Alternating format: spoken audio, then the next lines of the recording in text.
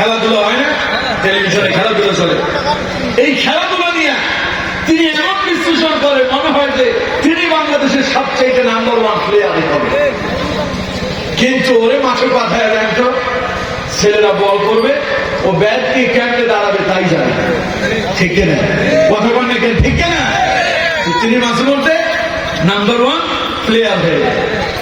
এরপরে চায়ের দোকানে বসে মাঝে মধ্যে তাকে মনে হয় যে তিনি এলাকার সম্পর্কে বেশি জ্ঞান রাখেন।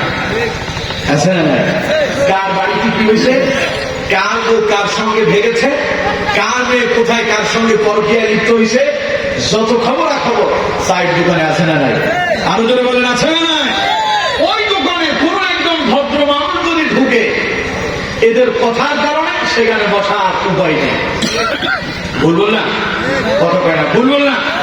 একজন আলেম ঢুকলো চায়ের দোকানে, ওনার মসজিদের ইমাম সাহেব, মনে করে আপনাদের মুসলিম পাড়ার মসজিদের ইমাম সাহেবের কথাই বলি, তিনি চা খাওয়ার জন্য মসজিদে গেলেন, এটি বলে দোকানে গেলেন। ওনার তো ইমাম সাহেবের তো চা খাওয়ার দরকার নেই, দরকার আছে? ইমাম সাহেব চায়ের দোকানে গিয়ে চা খায়, 2-4 জনের সাথে গল্প করলে মসজিদে আইসাই গবেষণা শুরু হয়ে যায়। ইমামের তো জুতেন না, উনি চায়ের দোকানে বসে বসে গল্প গুজব করে, আছে না নাই? আর উনি যে সকালবেলা ফজরের সময় নামাজের পরে যে চায়ের দোকানে ঢুকছে, দুপুর বেলা দোকান বন্ধ করার আগ পর্যন্ত বসে বসে সিনেমা দেখতেছে, আর দুনিয়ার যত আকাম কুদম আছে সব করতেছে, তাতে কোনো অসুবিধা? কথা বলেন না কেন? আছে? তার মানে উনি সব বিশেষজ্ঞ, উনি সব বুঝেন। ইমাম চায়ের দোকানে ঢুকলো, তাতেই ক্ষতি হইল। ওই শয়তান, যে শয়তান ইমামের ভুল ধরতেছে, ওই শয়তানি ইমাম যখন মসজিদ থেকে এসে চায়ের দোকানে চা খেতে বসলো, তখন তিনি ইমামের সামনে বসে, বিশাল বিশেষজ্ঞ তো বিশিষ্ট ইসলামী চিন্তাবিদ ইমামের সামনে, আছে না নাই? এবার পঞ্চ, এই কি বিশিষ্ট ইসলামিক চিন্তাবিদ না শয়তান? কত বল না কেন? বিশিষ্ট ইসলামিক চিন্তাবিদ না শয়তান? তার মানে সেই ইমাম সাহেবকে বুঝায়, আমি আপনার সাথে কম না, সিগারেট আপনার সামনে খাওয়ার আমার অধিকার আছে, ঠিক না? এইটা তো লোক তো মুসলিম পাড়ায় নাই। ইমামকে কেউ সম্মান করে না, বরং চায়ের দোকানে বসে ইমাম এর সাথে তর্কে জড়িয়ে যায়। আছে না এরকম? কথা বলেন না কেন? আছে না নাই? আমার বন্ধুগণ, যারা চায়ের দোকানে বসে অযথা সময় নষ্ট করেন, গল্প গুজব করেন, ফাহিশা কথা বলেন, মন্দ কথা বলেন, যারা জেনে রাখেন তারা আপনার 2 কাঁধে 2 জন ফেরেশতা যিনি নিয়োজিত করেছেন, তিনি কে? যতগুলো কথা আপনি বলছেন, এমন একটা কথা নাই যে কথাগুলো আপনার রেকর্ড হচ্ছে না। একটা কথাও কি বাদ যাচ্ছে? কথা পায় না, বাদ যাচ্ছে। আল্লাহ পাক বলছেন, কুল্লু ইনসানিন আলজামনাহু তাইরাহু ফি উনুকিহি ওয়া নুখরিজ লাহু ইয়াওমাল কিয়ামাতি কিতাবান ইয়ালকাহু মানশুরা। আল্লাহ পাক বলছেন, ওয়া কুল্লু ইনসানিন আলজামনাহু তাইরাহু, দুনিয়ার মানুষেরা শোনো, তুমি যত কথা বলছো, যত কর্ম তুমি করছো, তোমার এমন একটা কোনো কথা নাই, এমন একটা কোনো কর্ম নাই যা রেকর্ড হচ্ছে না। আল্লাহ পাক বলছেন, সমস্ত কথা, সমস্ত কর্মকাণ্ড সব লিপিবদ্ধ হয়ে যাচ্ছে, রেকর্ড হয়ে যাচ্ছে। আল্লাহ পাক বলছেন, ফি উনুকিহি, রেকর্ড করে আল্লাহ রাব্বুল আলামিন তোমার গলার ভিতরে এটা সংরক্ষিত করে রেখেছে। গলাতে একটা কণ্ঠনালী আছে না? আছে না আপনাদের সবার? দেখেন না, হাত দিয়ে দেখেন, আছে? আল্লাহ পাক বলছেন, যা করতেছে এগুলো সব রেকর্ড হয়ে, এই যে এখানে ক্যামেরা লাগানো আছে, আছে না? এই ক্যামেরার ভেতরে একটা মেমোরি আছে, এই কথাগুলো ওই মেমোরিতে গিয়ে রেকর্ড হচ্ছে। এবং আপনি যদি এই ক্যামেরাটা খোলেন, যেটাতে এখন রেকর্ড হচ্ছে, আপনি কিছুই খুঁজে পাবেন না। যে কথাগুলো আমি বললাম, এগুলো যদি রেকর্ড যদি আপনাকে শুনতে হয়, তাহলে ওই মেমোরি কার্ডকে কম্পিউটারে কিংবা মোবাইলে লাগাতে হবে। তখন আপনি দেখবেন আমি এখানে যা বলছি সব সেখানে আছে। আল্লাহ পাক বলছেন, বান্দা তুমি যা করতেছো, যা বলতেছো, তোমার সব কথা এইভাবে রেকর্ড করে মেমোরি আকারে আমি আল্লাহ পাক তোমার গলার ভেতরে ওই ফি আনুতি কণ্ঠনালীতে আমি আল্লাহ পাক জমা করে রেখে দিয়েছি। সুবহানাল্লাহ। ونخرج له يوم القيامة كتابا يلقاه منشورا। আলোচনা শেষ হওয়ার পরে আপনারা যেমন যার যার মোবাইলগুলো থেকে ক্যামেরাগুলো থেকে মেমোরি কার্ড নিয়ে বিভিন্ন জায়গায় আলোচনার রেকর্ডগুলো শুনবেন, চালাবেন। আল্লাহ পাক বলছেন কিয়ামতের দিন মানুষের গলার ভেতর থেকে আমি তার ওই রেকর্ডটা বের করে নিয়ে আসবো, আর উন্মুক্ত কিতাব আকারে তাদের সামনে আমি আল্লাহ পাক পেশ করে দেব। দেখো তোমার জীবনের কৃতকর্ম সব আমার কাছে রেকর্ড করা আছে। সুতরাং চায়ের দোকানে বসে আপনি যে পরনিন্দা করলেন, গীবত করলেন, শিকায়েত করলেন, সুগরগুরি করলেন, মানুষকে নিয়ে বিভিন্ন ধরনের ফাহিশা মন্দ কথা বললেন, আপনার সেই কথাগুলো মনে হয় রেকর্ড হবে না? কথা কয় না, রেকর্ড হবে না?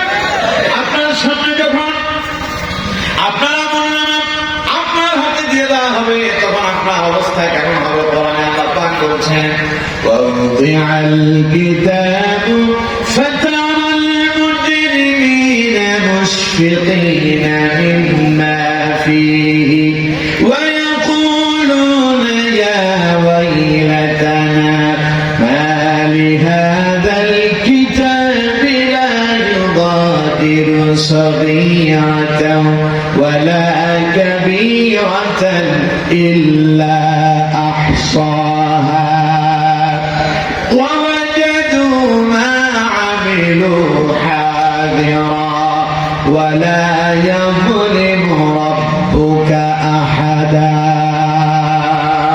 আল্লাহু আকবার।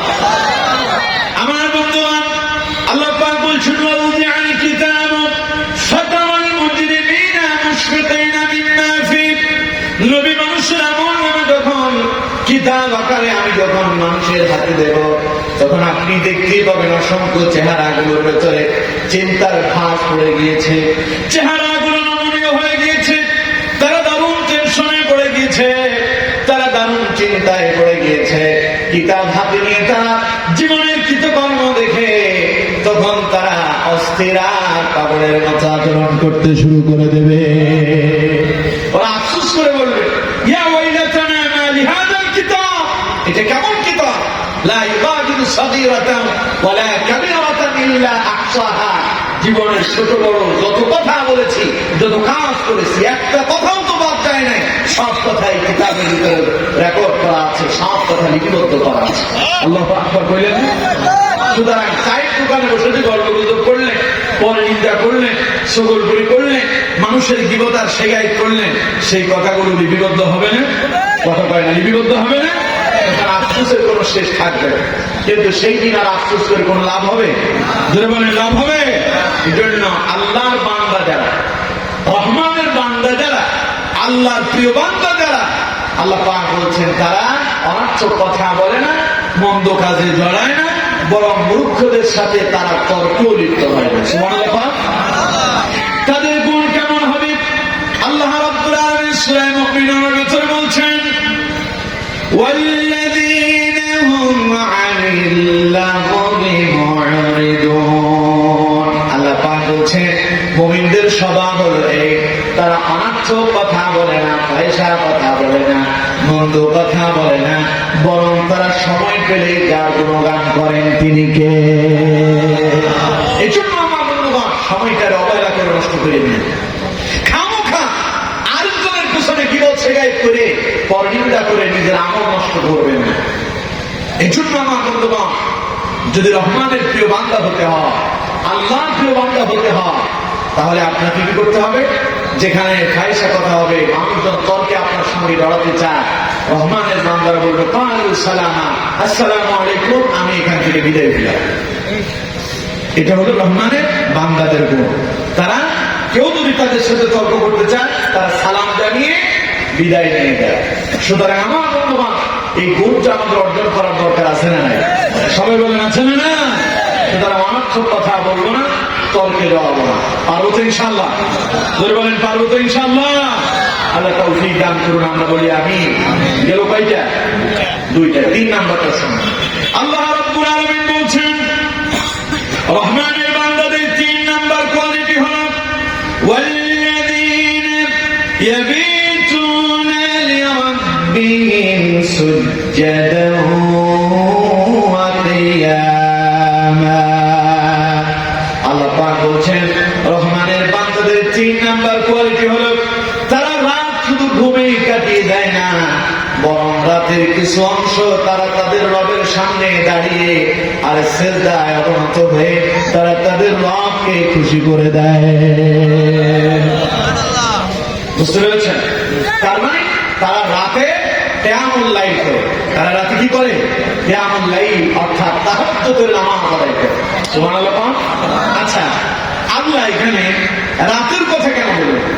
আল্লাহ পাক বললেন ওয়াল্লাযীনা ইয়াবিতুনা লিরাব্বিহিম সুজদান ওয়া কিয়ামা, যে রহমানের বান্দারা রাতে তাদের রবকে খুশি করার জন্য তাদের রবের সামনে দাঁড়িয়ে এবং সিজদায় অবনত হয়ে তারা তাদের রাত অতিবাহিত করে। আল্লাহ এখানে দিনের কথা না বলে রাতের কথা কেন বললেন? কেন রহমানের বান্দারা কি দিনে আল্লাহর ইবাদত করে না? কথা কয় না? করে না? শুধু রাতের কথা কেন বললেন? এর পেছনে একটা কারণ আছে না? নাই? কারণ একটা আছে। দিন আল্লাহ পাক দিয়েছেন কেন তা আমাদের অনেকেরই জানা নেই।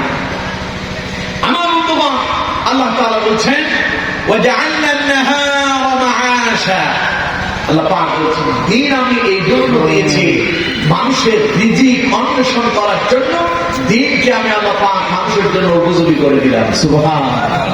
আচ্ছা, আপনারা জমিনে ধান রোপণ করেন রাতে না দিনে? কথা কয় না? রাতে না দিনে? মানুষ যে আপনাদের ঘর বাড়িতে কাজ করে, বিল্ডিং তৈরি করতেছেন, ঘর বাড়ি তৈরি করতেছেন, এগুলো কি দিনে হয় না রাতে হয়? আপনারা যে দোকানদারি করেন, এগুলো কি দিনে না রাতে? অফিস আদালত দিনে চলে না রাতে চলে? কেন দিনে কেন চলে?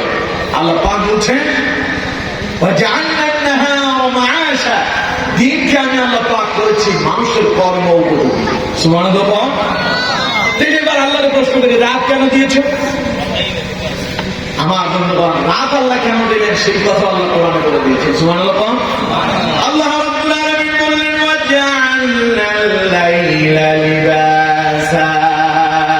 আল্লাহ পাক বলছেন রাতটাকে আমি আবরণ স্বরূপ করে দিলাম। কেন করলাম? আল্লাহ পাক বললেন ওয়াজআলনা নাওমাকুম সুবাতা, যাতে করে আমার বান্দারা সারাদিন যে ক্লান্ত হলো, কাজ করতে করতে ক্লান্ত হয়ে গিয়েছেন, অফিসে গিয়ে কাজ করতে করতে আপনি হয়রান, জমিনে ধান রোপণ করতে করতে আপনি হয়রান, ব্যবসা করতে করতে আপনি হয়রান, আল্লাহ পাক বলেন সেই ক্লান্তি দূর করার জন্য আর আজকে আমি আল্লাহ পাক বান্দার জন্য ঘুমের জন্য নিদ্রায় যাওয়ার জন্য আমি আল্লাহ রাব্বুল আলামিন উপযোগী করে দিলাম। সুবহানাল্লাহ। তাহলে রাত হচ্ছে ঘুমানোর জন্য। রাত কিসের জন্য? ঘুমানোর জন্য, দিনের ক্লান্তি দূর করার জন্য। আর দিন হলো কর্ম করার জন্য। এই জন্য আমার বন্ধুগণ, দিনে নামাজ বেশি না রাতে বেশি? কথা কয় না? দিনে বেশি না রাতে বেশি? রাতে। কয়েকজন বলছে দিনে। দিনে শুধু যোহর আর আসর। দিনে কয় ওয়াক্ত? কথা কয় না? কয় ওয়াক্ত নামাজ? সারা দিন রাতে কয় ওয়াক্ত ফরজ? কথা কয় না? কয় ওয়াক্ত? 5 ওয়াক্ত। সূর্য ডুবে যাওয়ার পরে যে নামাজ পড়বে নামাজের নাম মাগরিব, ওইটা রাতে না দিনে? এরপরে ইশারের নামাজ রাতে না দিনে? ফজরের নামাজ সূর্য ওঠার আগে না পরে? ওইটাও কি রাতে? রাতে দিলেন 3 ওয়াক্ত আর দিনে দিলেন কয় ওয়াক্ত? 2 ওয়াক্ত। কারণ দিনে আপনি কর্ম করবেন, আপনি আপনার কাজে ব্যস্ত থাকবেন। আপনার ইবাদতের জন্য যদি আল্লাহ দিনটাকে যদি বাড়াইয়া দিতেন, ইবাদত যদি বাড়িয়ে দিতেন, তাহলে আপনি ইবাদত করতে পারতেন না। আমার দেশে তো অনেক মানুষ আছে যোহর আর আসরই পড়ে, আছে না নাই? 2 ওয়াক্তই পড়ে না। যদি দিনে যদি আরো কয় ওয়াক্ত দেওয়া হইতো তাহলে ওইগুলো পড়া দিত। ঠিক কিনা? কথা বলেন না কেন? ঠিক কিনা? তাই দিনে আপনি কর্ম নিয়ে ব্যস্ত থাকবেন, এই জন্য আল্লাহ 2 ওয়াক্ত দিলেন। এখন এই 2 ওয়াক্ত যদি না পড়ে আল্লাহ দরবারে আপনাকে পাকড়াও হওয়া লাগবে না? আল্লাহ পাক বলবেন বান্দারে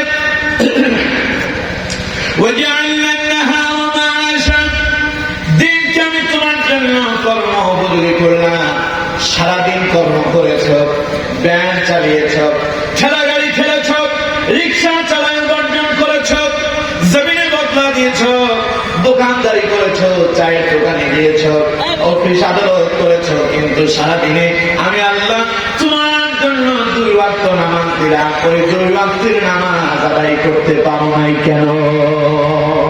কর্ম তো ঠিক মতোই করছো, পয়সা কামাইয়ের জন্য ঠিক মতোই ধান্দা করছো, কিন্তু আমি তো তোমার 2 ওয়াক্ত নামাজ দিয়েছি, সেই 2 ওয়াক্ত নামাজ তো করলাম। জবাব দিতে পারবেন? কথা কেন পারবেন? এই জন্য আল্লাহ রাব্বুল আলামিন বলছেন, বান্দারা দিনের ইবাদত কমায় দিলাম যাতে করে তোমাদের কষ্টটা কম হয়, রাত তোমাদের জন্য আরামদায়ক করে দিলাম, সারাদিনে তোমার ক্লান্তি দূর করবে, এর জন্য রাতে তোমাদের কর্ম নাই, এর জন্য রাতে নামাজ দিলাম 3 ওয়াক্ত। রাতে দিলেন কয় ওয়াক্ত? 3 ওয়াক্ত দিয়ে দিলেন আমার বন্ধুগণ।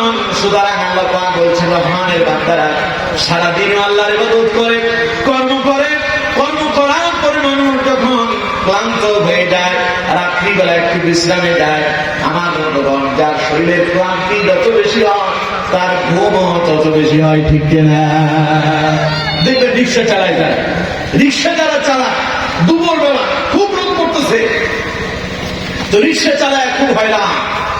রিক্সা চালায় করলো কি, একটা গাছের নিচে গিয়া রিক্সার উপরে পাটা রাখছে তার গভীর উপরে, মানে যেটাকে বসে ও চালায়, ড্রাইভার যেখানে বসে চালায় ওইখানে তার পা আছে, আর যাত্রী যেখানে বসে ওইখানে শুয়া রিক্সার ফুট আছে, ফুটের উপরে মাথা দিয়ে বা না আজকে দুপুরবেলা ঘুমা আছে না নাই? কথা বলে কেন আছে না নাই? আপনি ঘুমাইতে পারবেন এইভাবে, কারণ আপনি তো ক্লান্ত নন, সেই রিক্সা চালাই ক্লান্ত হয়ে গিয়েছে, ঘামিয়ে গিয়েছে, হাঁপিয়ে গিয়েছে, তাই সে যেখানেই না একটু ছায়া পেলে চোখ বন্ধ করলে তার ঘুম এসে। আমার বন্ধুগণ, আল্লাহ পাক বলেন, দিনটা আমি তোমাদের জন্য কর্ম উপযোগী করেছি, এর জন্য রহমানের বান্দা যারা তারা দিনে কর্ম করে খুব ক্লান্ত থাকে, কিন্তু রাত যখন গভীর হয় তখন তারা আল্লাহ ইবাদতেও মগ্ন হয়ে যায়। সুবহানাল্লাহ।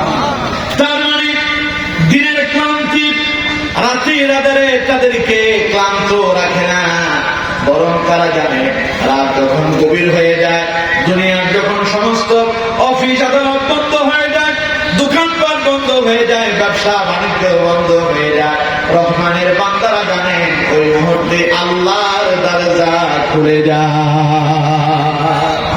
কারণ রাত যখন গভীর হয় তখন আল্লাহ দুনিয়ার আসমানে চলে আসে। বুখারী মুসলিমের বর্ণনা, নবী করিম সাল্লাল্লাহু আলাইহি ওয়াসাল্লাম বলেন, ইয়ানজিলু রাব্বুনা কুল্লা লাইলাতিন ইলাস সামাঈদ দুনিয়া হিনা ইবকা তুলুল লাইলিল আখির। রাসূলুল্লাহ বলেছেন, যখন রাতের 3 ভাগের 1 ভাগ চলে যায়, 3 ভাগের কয় ভাগ? 3 ভাগের 1 ভাগ যখন চলে যায়, ইয়ানজিলু রাব্বুনা কুল্লা লাইলাতিন ইলাস সামাঈদ দুনিয়া, তখন আল্লাহ রাব্বুল আলামিন তার আরশ আজিম থেকে নেমে দুনিয়ার আসমানে চলে আসে। দুনিয়ার আসমানে এসে তিনি তার বান্দাদেরকে ডাকতেন, মাইয়াদুনি ফাস্তাজিব লাহু, কে আছো আমার কাছে প্রার্থনা করবে, আমার কাছে দোয়া করবে, আমি আল্লাহ তার দোয়া মঞ্জুর করব। ওমাইয়াসআলুনি ফাউতিয়াহু, কে আছো আমার কাছে সাহায্য চাইবে, আমি তারে সাহায্য করব। কে আছো ওমাইয়াস্তাগফিরুনি ফাগফির লাহু, কে আছো গুনাহ করেছো আমার কাছে ক্ষমা চাও, এই গভীর রাতে আমি আল্লাহ তোমারে ক্ষমা করে দেব। পৃথিবীতে এমন একজন মানুষ আছে যে আপনি অন্যায় করার পরে আপনারা ডেকে বলবে, আমার কাছে বলো আমি তোমার ক্ষমা করে দেব? বলবে কেউ?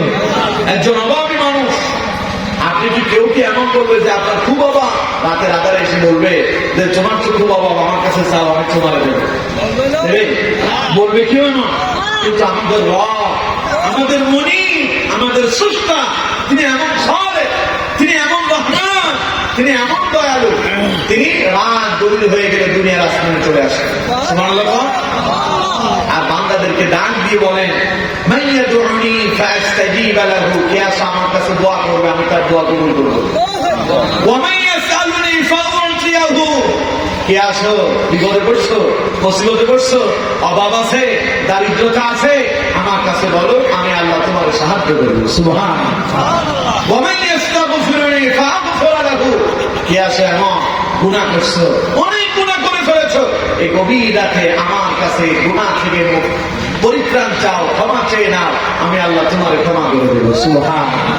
সুতরাং আমার বন্ধুগণ, আল্লাহ পাক বলেন সেই গভীর রাতে রহমানের বান্দা যারা, আল্লাহ পাকের বান্দা যারা, প্রিয় বান্দা যারা, তারা সেই গভীর রাতের ওই সুবর্ণ সুযোগকে তারা ঢালায় নষ্ট করে দেয় না, বরং গভীর রাতে উঠে তারা কার গোলামি করে? জোরে বলেন কার? আল্লাহ রাব্বুল আলামিন বলছেন ওয়াল্লাযীনা ইয়াবিতুনা লিরাব্বিহিম সুজদান ওয়া কিয়ামা। আল্লাহ পাক বলছেন এটা হচ্ছে রহমানের বান্দাদের 3 নাম্বার গুণ। তারা রাত্রিবেলা দাঁড়ায় দাঁড়ায় কিয়ামুল লাইল করে আল্লাহর ইবাদত করে। সুবহানাল্লাহ। আর এই ইবাদত করেছেন মুহাম্মদ সাল্লাল্লাহু আলাইহি ওয়াসাল্লাম। মা আয়েশা সিদ্দিকা রাদিয়াল্লাহু তাআলা আনহা বলছেন রাত যখন গভীর হতো তখন রাসূলুল্লাহ তাহাজ্জুদ আদায় করার জন্য দাঁড়িয়ে যেতেন। নবীজি নামাজে দাঁড়িয়ে রাসূলুল্লাহর এমন অবস্থা হতো, মা আয়েশা বলেছেন আমি দেখেছি রাসূলুল্লাহ এত লম্বা কিরাত করেছেন নবীজির পা মোবারক ফুলে গিয়েছে। রাসূলুল্লাহ যখন রুকুতে যেতেন আমার মনে হতো রুকুটা রাসূলুল্লাহ এত লম্বা করতেন, আমি মনে করতাম মনে হয় আমার নবী মনে হয় রুকু থেকে আরো উঠবেন। নবীজি যখন সিজদায় যেতেন সিজদাটা এত লম্বা করতেন, মা আয়েশা বলছেন আমি মনে করতাম মনে হয় সিজদাতে রাসূলুল্লাহ ইন্তেকাল করেছেন। মা আয়েশা বলছেন আমি তখন ভয় পেয়ে যেতাম আমার নবী ইন্তেকাল করলো নাকি। মা আয়েশা বলছেন যখন আমি রাসূলুল্লাহর পরীক্ষা করার জন্য পায়ের তালুতে আঙ্গুল দিয়ে সুড়সুড়ি দিতাম, রাসূলুল্লাহ যখন পায়ের তালুতে যখন আঙ্গুল দিয়ে সুড়সুড়ি দিতাম নবীজির পাটা নাড়াচাড়া করতেন, তখন আমি আমার প্রাণ ফিরে পেতাম। আমি বুঝতে পারতাম আমার নবী ইন্তেকাল করেননি, বরং নবী এখনো জীবিত আছে। কিন্তু আমাদের নামাজের অবস্থা কি? সামনে আসছে যে মাহে রমাদান, খতমে তারাবি হয়, আবার কিছু কিছু জায়গায় সূরা তারাবিও হয়, আছে না? খতমে তারাবি যেহেতু তারাবি খতম হচ্ছে, কোরআনের খতম, একটু সময় লাগতেছে। সূরা তারাবির অবস্থা আমার দেশে বেশি খারাপ, ঠিক কিনা? কত কয় না, ঠিক কিনা? কি বলে ইমামও বুঝে না, মুসল্লিও বুঝে না। তারা হল 5G গতি কি সেটাও কম্পিউটারও ফেল, আছে না? ফেসবুকে দেখলাম গত বছর যে এক ইমাম সাহেব তারাবির নামাজের ইমামতি করতেছে, তিনি আল্লাহু আকবার বলে রুকু থেকে সিজদা করলে সিজদা থেকে উঠে গেলেন, উঠে দ্বিতীয় রাকাতে রুকুতে চলে গেছে, মুসল্লি এখনো সিজদা থেকে উঠতে পারে। অবস্থা কি? এই জাতের নামাজ আল্লাহর দরবারে মঞ্জুর হবে? কথা পান না, মঞ্জুর হবে? আল্লাহ পাক বলছেন ফাওয়াইলুল লিল মুসাল্লিন আল্লাযীনা হুম আন সালাতিহিম সাহুন। আল্লাহ পাক বলছেন দুর্ভাগ্য সেই সমস্ত মুসল্লিদের যারা নামাজের ব্যাপারে ছিল উদাসীন এবং মানুষদেরকে দেখানোর জন্য যারা নামাজ আদায় করেছে তাদের নামাজ আল্লাহর দরবারে কোনো কাজে আসবে না। সুতরাং তারাবিও চলবে না। রাসূলুল্লাহ নামাজে ছিলেন কি? বিনয়ী। রাসূলুল্লাহ নামাজে কি ছিলেন? বিনয়ী ছিলেন। আমার আগের বক্তা এই বিষয়টা আপনাদেরকে খুব সুন্দরভাবে বুঝিয়েছে, ঠিক কিনা? খুশু এবং খুজুর উপরে তিনি আপনাদের কাছে খুব চমৎকার আলোচনা করেছেন। সুতরাং আমার বন্ধুগণ, রাসূল কারীম সাল্লাল্লাহু আলাইহি ওয়াসাল্লাম তিনিও তাহাজ্জুদের নামাজ আদায় করেছেন। আমি আপনাদেরকে প্রশ্ন করি, আচ্ছা নবীর কি কোনো গুনাহ আছে? কথা বলেন, আছে? তো নবী কেন তাহাজ্জুদের নামাজ পড়তে হবে? তার মানে তাহাজ্জুদ হচ্ছে এমন এক নামাজ যে নামাজে দাঁড়ালে পরে বান্দার সাথে আল্লাহর কানেকশন লেগে যায়। সুবহানাল্লাহ বলে। এই নামাজ সবাই আদায় করতে পারে না, এই নামাজ সবাই করতে পারে না, এই নামাজ তারাই করতে পারে যারা রহমানের প্রিয় বান্দা হতে পারে। সুবহানাল্লাহ। কেউ গভীর রাতে চুরি করে, কেউ গভীর রাতে রাস্তায় নেমে হাইজাকারি করে, কেউ বা ডাকাতি করে, আর কেউ বা মানুষ মানুষের ঘরের ভিতরে গিয়া শীত কেটে মানুষের ঘর চুরি করতেছে। আর আল্লাহ কিছু প্রিয় বান্দা আছে গভীর রাতে তারা পুকুরে গিয়া পানি ধরে ওযু করে তারা নামাজের বিছানায় দাঁড়িয়ে যায়। আল্লাহু আকবার, আল্লাহর সামনে দাঁড়িয়ে যায়। ওরা যখন নামাজ দাঁড়িয়ে যায় তাদের কানে শান দুনিয়ার কারো সঙ্গে লাগে না, বরং আল্লাহ পাকের আরশ আজিমে পৌঁছায় যায়। আর এটাই হচ্ছে রহমানের বান্দাদের কোয়ালিটি। সুবহানাল্লাহ বলে। তাহলে রহমানের বান্দার 3 নাম্বার কোয়ালিটি, তারা রাত্রিবেলায় কি করে? তাহাজ্জুদের নামাজ আদায় করে। পারবো তো আমরা, চেষ্টা করবো তো ইনশাআল্লাহ। আল্লাহ আমাদেরকে তৌফিক দান করুন, বলুন আমিন। এবার শোন, রহমানের বান্দাদের 4 নাম্বার গুণ শোনো।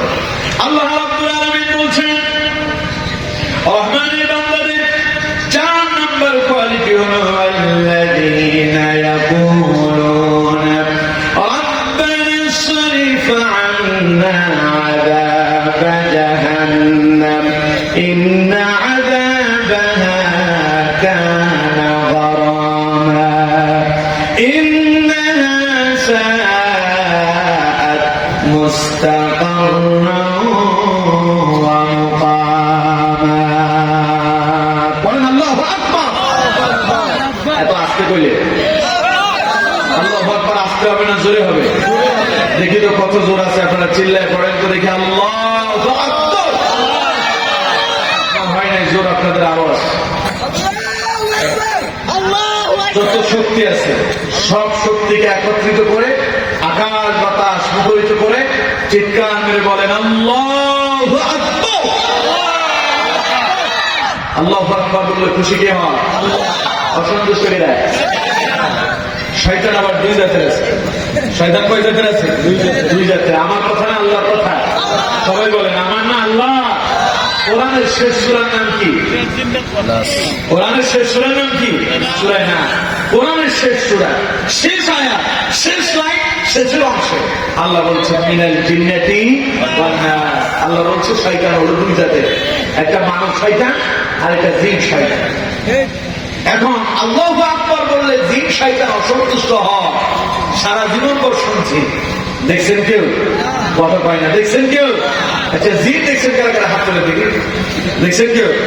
এটা আসতে না করি। জিন দেখছেন কেউ? শুনছি আমরা ইবলিস শয়তান আল্লাহু আকবার বললে অসন্তুষ্ট হয়, কিন্তু কোনদিন দেখি না। এখন দেখা যায় যে মানব শয়তান নারে তাকবীর আল্লাহু আকবার শুনলে অসন্তুষ্ট হয়। এই 90% মুসলমানের দেশে বেশি বেশি দেখা যায়, ঠিক না? এরকম ঠিক না? এই দেশের প্রশাসনেও কিছু নাস্তিক ঢুকে পড়েছে। এই দেশের বিভিন্ন পর্যায়ে বিভিন্ন কর্মকর্তা নাস্তিক ঢুকে পড়েছে। এরা বাংলাদেশে নারে তাকবীর আল্লাহু আকবারকে জঙ্গিবাদের স্লোগান বলে, ঠিক না? এরা নারে তাকবীর আল্লাহু আকবারকে ধর্মীয় উস্কানিমূলক স্লোগান বলে, ঠিক না? এরা নারে তাকবীর আল্লাহু আকবারকে বিতর্কিত স্লোগান বলে, ঠিক না? তার মানে এরা চায় না নারে তাকবীর আল্লাহু আকবার বাংলাদেশে প্রতিষ্ঠিত হোক। জোরে বলেন। আমরা তাদেরকে শোনায় দিতে চাই, যত ষড়যন্ত্র আর চক্রান্ত করো না কেন, এই বাংলাদেশ থেকে নারে তাকবীর আল্লাহু আকবার আওয়াজ মুছে দিতে পারবা না। কারণ তোমাদের পূর্বে যারা এসেছিল, সেই ফিরআউন, নমরুদ, হামান, কামান, আবু জাহেল, আবু লাহাব, উতবা, সাইবা, মুগীরা, তারা নারে তাকবীর আল্লাহু আকবারকে মুছে দিতে চেয়েছিল, তারা পারেনি, তারাই মুছে গিয়েছে। আজ যারা বাংলাদেশে নারে তাকবীর আল্লাহু আকবারকে মুছে দিতে চায়, ওরাই মুছে যাবে। নারে তাকবীর আল্লাহু আকবার মুছে যাবে না, যাবে না, যাবে না।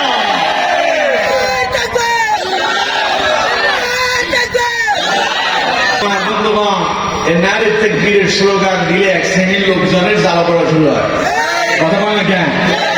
বাংলাদেশে কোরআনের মাহফিল করতে অনুমতি লাগে এখন, ঠিক না? অনুমতি দেওয়ার সময় বিভিন্ন জায়গায় দেওয়ার সময় অনুমতি দেওয়ার সময় বলে দেয় অনুমতি দেওয়া যাবে, তবে স্লোগান দেওয়া যাবে। আছে না নাই? কথা বলেন, আছে না নাই? তুমি তো তোমার দলের নেতার নামের স্লোগান দাও, তুমি যে মার্কার নামের স্লোগান দাও, সেখানে তো কোনো বাধা নাই। কোরআনের মাহফিলে তো কোনো মার্কার স্লোগান হয় না, ঠিক না? কোরআনের মাহফিলে তো কোনো ব্যক্তির স্লোগান হয় না, ঠিক না? এখানে তো আল্লাহ আল্লাহ রাসূলের স্লোগান চলে, ঠিক না?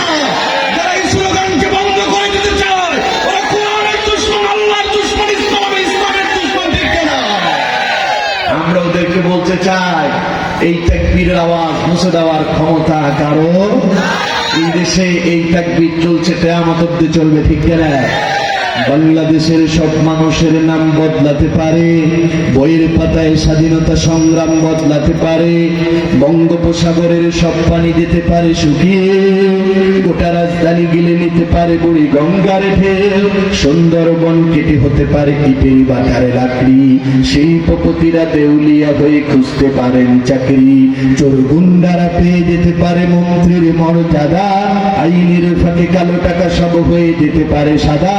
অনেকেই বলে এই দেশে নাকি হুজুকি জাতির দেশ, দফাই দফাই বদলায় রং রং পরিবেশ, তাই বলে তো ইসলাম এদেশে হুজুকে হবে না শেষ, হুজুকে হবে না শেষ, ঠিক না?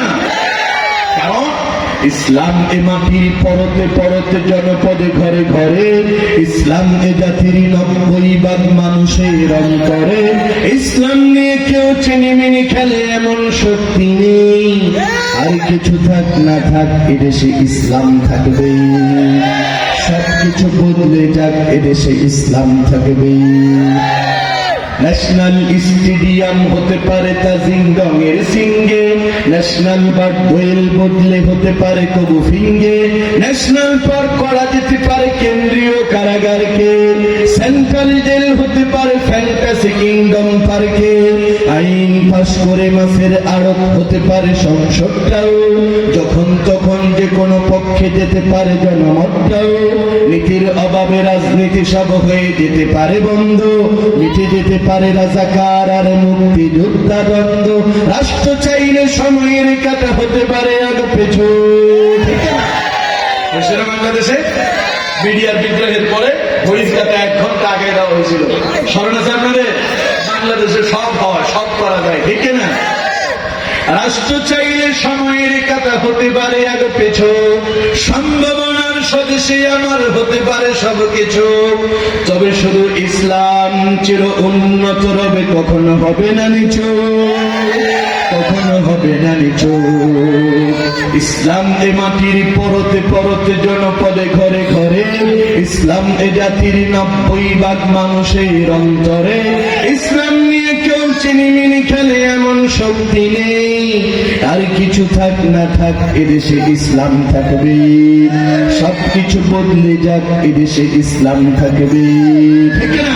রাজপথ থেকে মুছে যেতে পারে গণতন্ত্রের দাবি, শোষকের হাতে চলে যেতে পারে ক্ষমতার তালা চাবি, স্বার্থের হাত নাড়তেও পারে আইনের কলকাঠি, আবার রক্তে লাল হতে পারে আমার দেশের মাটি, ক্লাইভের সাথে ফের হতে পারে মির্জাফরের সন্ধি, বিদ্রোহী কবি হতে পারে ফের লৌহ কপাটে বন্দি, এই ফিরিদের মাটি বীরদের গাটি শহীদের বাংলায়, জনতার ভোটে কিবা ভোট লুটে যেই যাক ক্ষমতায়, নাস্তানাবুদ হয়ে যাবে যদি ইসলাম ভুলে যায়, ইসলাম ভুলে যায়, ঠিক না?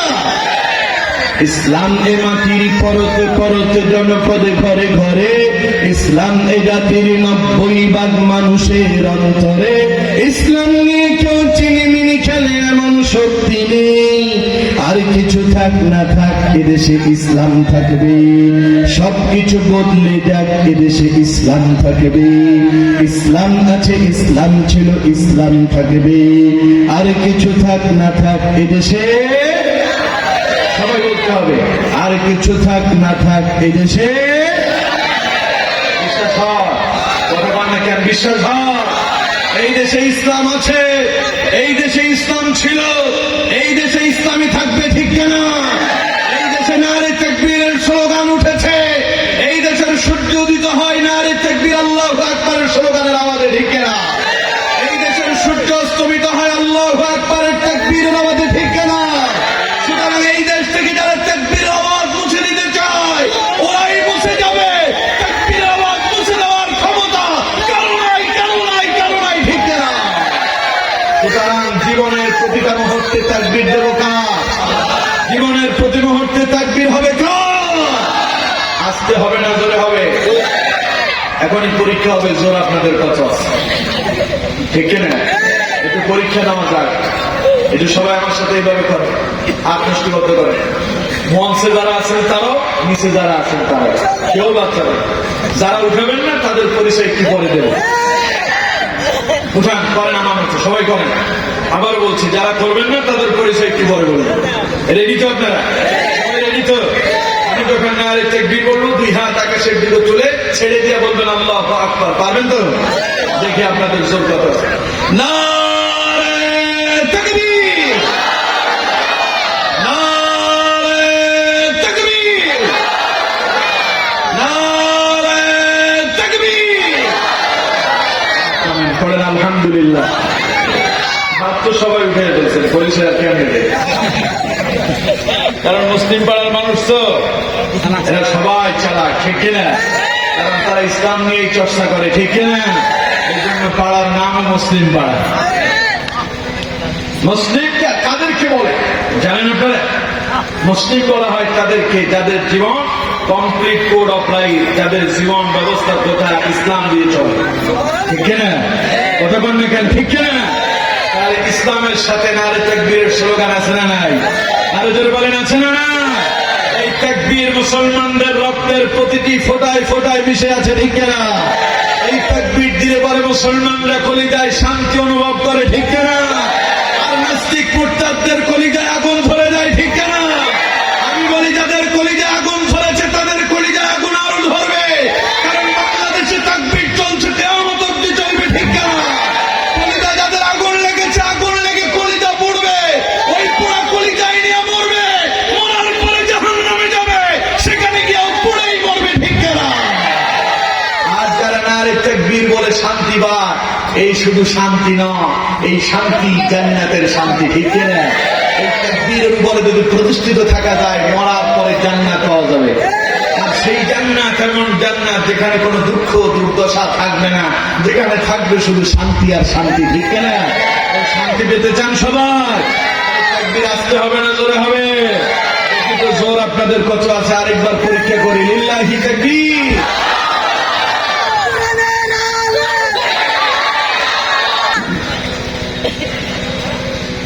বুঝেন নাই তো, এই জন্য হাসতেছে। এই তাকবীর তাদের হৃদয় থেকে আসে, তাদের হৃদয় থেকে আসে। ওর হৃদয়টা আপনার ভেতরে লাগিয়ে দেওয়া হোক, দেখবেন আপনিও এরকম করবেন, ঠিক কিনা? ওদের প্রত্যেকটা কানেকশন আল্লাহর সঙ্গে লেগে গিয়েছে। এই জন্য কথা বলার শেষেই তার জবান দিয়ে তাকবীর বেরোচ্ছে। একটা চেহারা টেরা দেখে আপনাদের কাছে অন্য কিছু মনে হইতেছে আমার বন্ধুগণ। সুতরাং তাকবীরে হীনমন্যতা করে তারা ইমানের ভেতরে ঘুরে ধরছে যাবে, ঠিক কিনা? দেহের ভিতরে মুনাফিকি ঢুকেছে যাদের, তারাই তাকবীরের আওয়াজ দিতে হীনমন্যতা করে, ঠিক কিনা? এই জন্য তাকবীরের আওয়াজ সবসময় জোরে জোরে পারবো তো ইনশাআল্লাহ। আরেকবার পরীক্ষা করে দেখি তো জোর কত আছে। লিল্লাহি তাকবীর। আলহামদুলিল্লাহ। এইভাবে শেষ পর্যন্ত থাকতে হবে, পারবেন তো ইনশাআল্লাহ? রাত তো কম হয়, 12টার কাছাকাছি। আমার বন্ধুগণ, তাহলে আমরা বলছিলাম রহমানের বান্দাদের 4 নম্বর কোয়ালিটি, ঠিক না? 3টা শুনছে, এবার 4 নম্বর। আল্লাহ রাব্বুল আলামিন বলছেন রহমানের বান্দাদের 4র্থ কোয়ালিটি হলো ওয়াল্লাযীনা ইয়াকুলুনা রাব্বানা ইসরিফ আন্না আযাব জাহান্নাম ইন্না আযাবাহা কানা গরামা। আল্লাহ পাক বলছেন রহমানের বান্দারা এত ইবাদত করে, রাত্রিবেলা দাঁড়ায় আর সিজদায় অবনত হয়ে তারা আল্লাহর গোলামি করে, এরপরে তারা আল্লাহর কাছে দোয়া করে ইয়াকুলুনা রব্বানা ইসরিফ আন্না আযাব জাহান্নাম, এ আমাদের রব আপনি আমাদেরকে জাহান্নামের শাস্তি থেকে হেফাজত করে, কারণ ইন্না আযাবাহা কানা গরামা, কারণ জাহান্নাম যার ভাগ্যে ঝুঁকবে তার বিনাশ হয়ে যাবে, ঠিক না? ঠিক না? আল্লাহ পাক বলছেন রহমানের বান্দারা আল্লাহর কাছে দোয়া করে আর বলে ইন্নাহা সাআত মুস্তাকাররান ওয়া মুকামা, বসবাসের জন্য সবচাইতে নিকৃষ্ট নিকৃষ্ট জায়গার নামই হলো জাহান্নাম। আচ্ছা কোন তো জাহান্নাম আরামের জায়গা না শাস্তির জায়গা? সবাই বলেন আরামের না শাস্তি? জাহান্নামে মনে হয় খুব মজা পাওয়া যাবে। জাহান্নামে এই যে নামাজ কালাম ছেড়ে দিলেন, সিনেমা দেখলেন, এটার মজা টের পাবে, ঠিক কিনা? জাহান্নাম কিসের তৈরি? কথা কয় না, কিসের তৈরি? ওইটা দুনিয়ার আগুন নাকি? দুনিয়ার আগুনের চাইতে আরো 69 গুণ বেশি পাওয়ারফুল। হাদিসের ভিতরে এসেছে, ইবনে মাজাহ এবং তিরমিজির বর্ণনা এসেছে, নবী করিম সাল্লাল্লাহু আলাইহি ওয়াসাল্লাম বলেন, আল্লাহ পাক জাহান্নামের আগুনকে 3000 বছর পর্যন্ত প্রজ্বলিত করেছেন। কত বছর? 3000। আমার বন্ধুগণ, নবীজি বলছেন, উকিদা আলান নারি আলফ সানাতিন হাত্তা আহমারাত। 1000 বছর যখন জাহান্নামের আগুনকে প্রজ্বলিত করা হলো, নবী করিম সাল্লাল্লাহু আলাইহি সাল্লাম বলেন, জাহান্নামের আগুনের কালার হয়ে গেল তখন লাল। কি আকার হলো? লাল বর্ণ ধারণ করল। আল্লাহ নবী বললেন, সুম্মা উকিদা আলাইহা আলফ সানাতিন হাত্তা বিয়াদ্দাত। এরপরে যখন আরো 1000 বছর জাহান্নামের আগুনকে যখন প্রজ্বলিত করা হলো, জাহান্নামের আগুনের কালার হয়ে গেল সাদা। কি হয়েছে? এরপরে রাসূলুল্লাহ বললেন, সুম্মা উকিদা আলাইহা আলফ সানাতিন হাত্তা সুওয়াদ্দাত। এরপরে আরো 1000 বছর পর্যন্ত জাহান্নামের আগুনকে আল্লাহ প্রজ্বলিত করলেন। এবার জাহান্নামের আগুনের কালার হয়ে গেল কালো, ঘোর অন্ধকার হয়ে গেছে জাহান্নামের আগুন। আমার বন্ধুগণ, নবীজি সাহাবীদেরকে বললেন, আমার সাহাবীরা, দুনিয়ার যে আগুন তোমরা দেখছো, এটা জাহান্নামের 70 ভাগের 1 ভাগ। সাহাবায়ে কেরাম বললেন, হুজুর, দুনিয়ার আগুন দিয়েই তো শাস্তি দেওয়ার জন্য মানুষের জন্য যথেষ্ট হয়ে যায়। কারণ দুনিয়ার এই আগুন যদি কারো বাড়িতে লেগে যায়, কারো ঘরের ভিতরে লেগে যায়, এক মুহূর্তের ভিতরে ঘরের আসবাবপত্র পুড়ে, গোটা ঘর পুড়ে ছাই হয়ে যায়, ঠিক না? কয়েক ঘন্টা সময় লাগে নাকি? 2-4-5 মিনিটে পুরো ঘর পুড়ে ছাই হয়ে যায়। সাহাবায়ে কেরাম বললেন, হুজুর, দুনিয়ার এই আগুনটা তো জাহান্নামীদেরকে শাস্তি দেওয়ার জন্য যথেষ্ট ছিল, কিন্তু জাহান্নামের আগুনের এত তাপ হওয়ার কি দরকার ছিল? তখন নবীজি বললেন, এবার চিন্তা করো, জাহান্নামের আগুনকে আল্লাহ রাব্বুল আলামিন এত বেশি শক্তিশালী করেছেন, যারা আল্লাহর ইবাদত করবে না, যারা আল্লাহর গোলামি করবে না, যারা আল্লাহ দাসত্ব করবে না, যারা ইসলাম বিদ্বেষী হয়ে যাবে, যারা কোরআন বিদ্বেষী হবে, যারা আইন বিদ্বেষী হবে, তাদেরকে ধরে ধরে আল্লাহ পাক ওই জাহান্নামের ভিতরে পোড়ায়া মারবে। এই জন্য যারা আল্লাহর বান্দা, রহমানের বান্দা যারা, তারা জাহান্নামের শাস্তি অনুভব করতে পারে। এই জন্য আল্লাহ পাক বলছেন, তারা আল্লাহর কাছে দোয়া করে, ইয়াকুলুনা রব্বানা ইসরিফ আন্না আযাব জাহান্নাম ইন্না আযাবাহা কানা গরামা। হে আমাদের রব, জাহান্নামের মতো এই কঠিন শাস্তি থেকে আপনি আমাদেরকে হেফাজত করেন। কারণ এই শাস্তি হলো এমন ব্যক্তির জন্য, যেই লোক জাহান্নামে যাবে তার জীবন বিনাশ হয়ে যাবে। আমার বন্ধুগণ, নবীদের কোনো গুনাহ আছে? সবাই বলতে হবে, কোনো গুনাহ আছে? কোন একজন নবী জাহান্নামে যাবে অন্তর আছে কি? কথা বলেন না কেন, আছে কি? সব নবীরা যাবেন কোথায়? আরো জোরে বলেন, কোথায়? কিন্তু এমন একজন নবী দেখান যে নবী আল্লাহর কাছে জাহান্নাম থেকে আশ্রয় চান। সব নবী আল্লাহর কাছে কেঁদেছেন আর বলেছেন, আল্লাহ, তোমার এই বিশাল জাহান্নাম থেকে তুমি আমাদেরকে মুক্তি দান করো। সুবহানাল্লাহ বলেন। নবীদের ভিতরে শ্রেষ্ঠ নবী কোন নবী? কোন নবী? মুহাম্মদুর রাসূলুল্লাহ। চিৎকার করে পড়েন, সাল্লাল্লাহু আলাইহি ওয়াসাল্লাম। এই নবীর চাইতে শ্রেষ্ঠ আর কোন নবী আছে? তিনি সমস্ত নবীদের নবী। তিনি হচ্ছেন ইমামুল মুরসালিন, তিনি সাইয়্যিদুল মুরসালিন, তিনি হচ্ছেন খাতামুন নবিয়্যিন। তিনি সর্বকালের সর্বশেষ এবং সর্বশ্রেষ্ঠ নবী এবং রাসূল। সুবহানাল্লাহ। সেই নবী পর্যন্ত, যে নবী কিয়ামতের দিন বান্দার জন্য সুপারিশ করার অনুমতি পাবেন, কোন নবী অনুমতি পাবেন না। একজন নবী সুপারিশের অনুমতি পাবেন, সেই নবী আমার নবী, আপনার নবী, বিশ্ব নবী মুহাম্মদুর রাসূলুল্লাহ সাল্লাল্লাহু আলাইহি ওয়াসাল্লাম। সেই নবী পর্যন্ত জাহান্নামের আযাব থেকে আল্লাহর কাছে পানা পাইছে। সুবহানাল্লাহ বলেন। মুসলিম শরীফের বর্ণনা, নবী করিম সাল্লাল্লাহু আলাইহি বসতেন, সালাম ফেরানোর পূর্বে নবীজি একটা দোয়া পড়ে দিতেন, আল্লাহুম্মা ইন্নী আউযু বিকা মিন আযাবিল কবর ওয়া আউযু বিকা মিন আযাবিন নার ওয়া আউযু বিকা মিন ফিতনাতিল মাহইয়া ওয়াল মামাত ওয়া আউযু বিকা মিন ফিতনাতিল মাসীহিদ দাজ্জাল। পড়েন আল্লাহু আকবার। নবী দোয়া করতেন, আল্লাহুম্মা ইন্নী আউযু বিকা মিন আযাবিল কবর, হে আমার রব, দয়াময় আল্লাহ রাব্বুল আলামিন, দয়া করে আপনি আমারে কবরের আযাব থেকে মুক্তি দান করেন। ওয়া আউযু বিকা মিন আযাবিন নার, আপনি জাহান্নামের আগুন থেকে আমারে মুক্তি দেন। কে দোয়া করতেছে? রাসূলুল্লাহ। কে দোয়া করতেছে? যে নবী কিয়ামতের দিন সুপারিশ করার অনুমতি পাবে, যার জন্য জান্নাত অবধারিত হয়ে আছে, যে নবীর অনুমতি ছাড়া কিয়ামতের দিন জান্নাতের দরজা খোলা হবে না। বলেন আল্লাহু আকবার। সেই নবী দোয়া করে, আল্লাহ ওয়া আউযু বিকা মিন আযাবিন নার, আপনি আমাকে জাহান্নামের আযাব থেকে হেফাজত করেন। সুবহানাল্লাহ বলেন না? চিন্তা করেন জাহান্নাম কত ভয়ানক। এই জন্য আমার বন্ধুগণ, রাসূলুল্লাহ জাহান্নাম থেকে মুক্তির কিছু দোয়াও আমাদেরকে শিখিয়েছেন।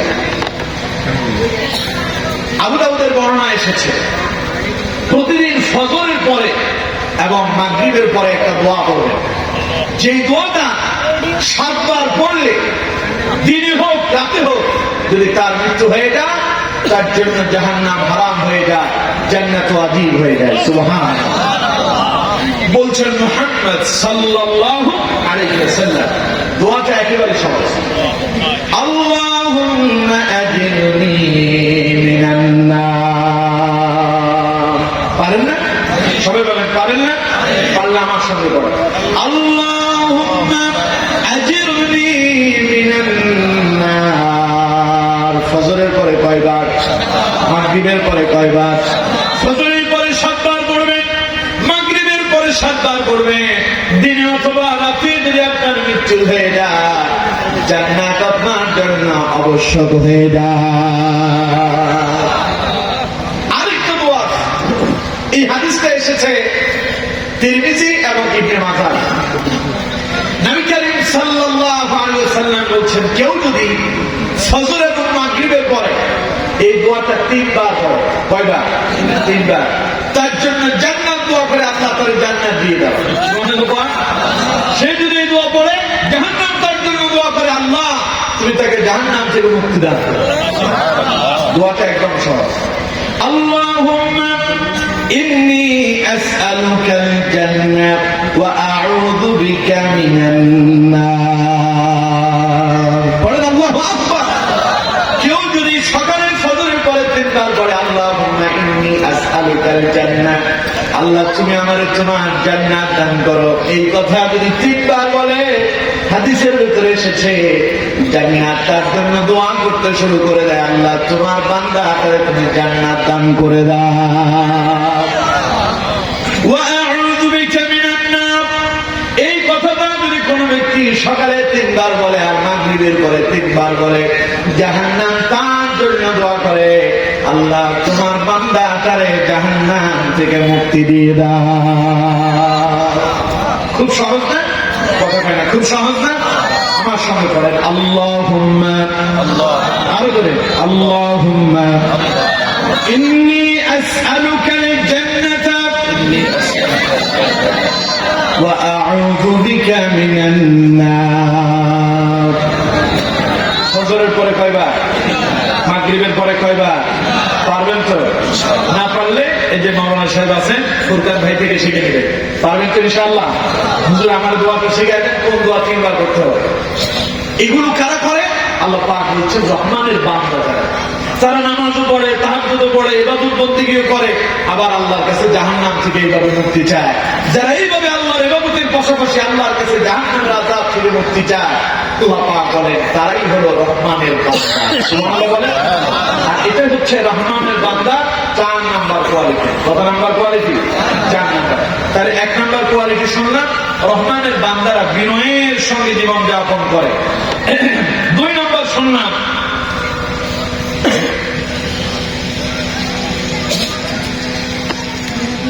আচ্ছা, এরপরে হলো 2 নম্বরে আমরা বলেছি রহমানের বান্দা হলো তারা যারা তর্কে জড়ায় না। কেউ তর্ক করতে চাইলে তাদেরকে সালাম জানিয়ে বিদায় হয়ে যায়। 3 নম্বর হলো রহমানের বান্দারা তারা রাত্রিবেলা কার ইবাদত করে? 4 নম্বর হলো রহমানের বান্দারা জাহান্নামের আগুন থেকে কার কাছে আশ্রয় চায়? হলো 4টা। 5 নম্বরটা শোনো আমার বন্ধুগণ, রহমানের বান্দাদের 5 নম্বর কোয়ালিটি আল্লাহ পাক বলছেন, ওয়াল্লাযীনা ইযা আনফাকু লাম ইউসরিফু ওয়া লাম ইয়াকতুরু ওয়া কানা বাইনা যালিকা কাওয়ামা। পড়েন আল্লাহু আকবার।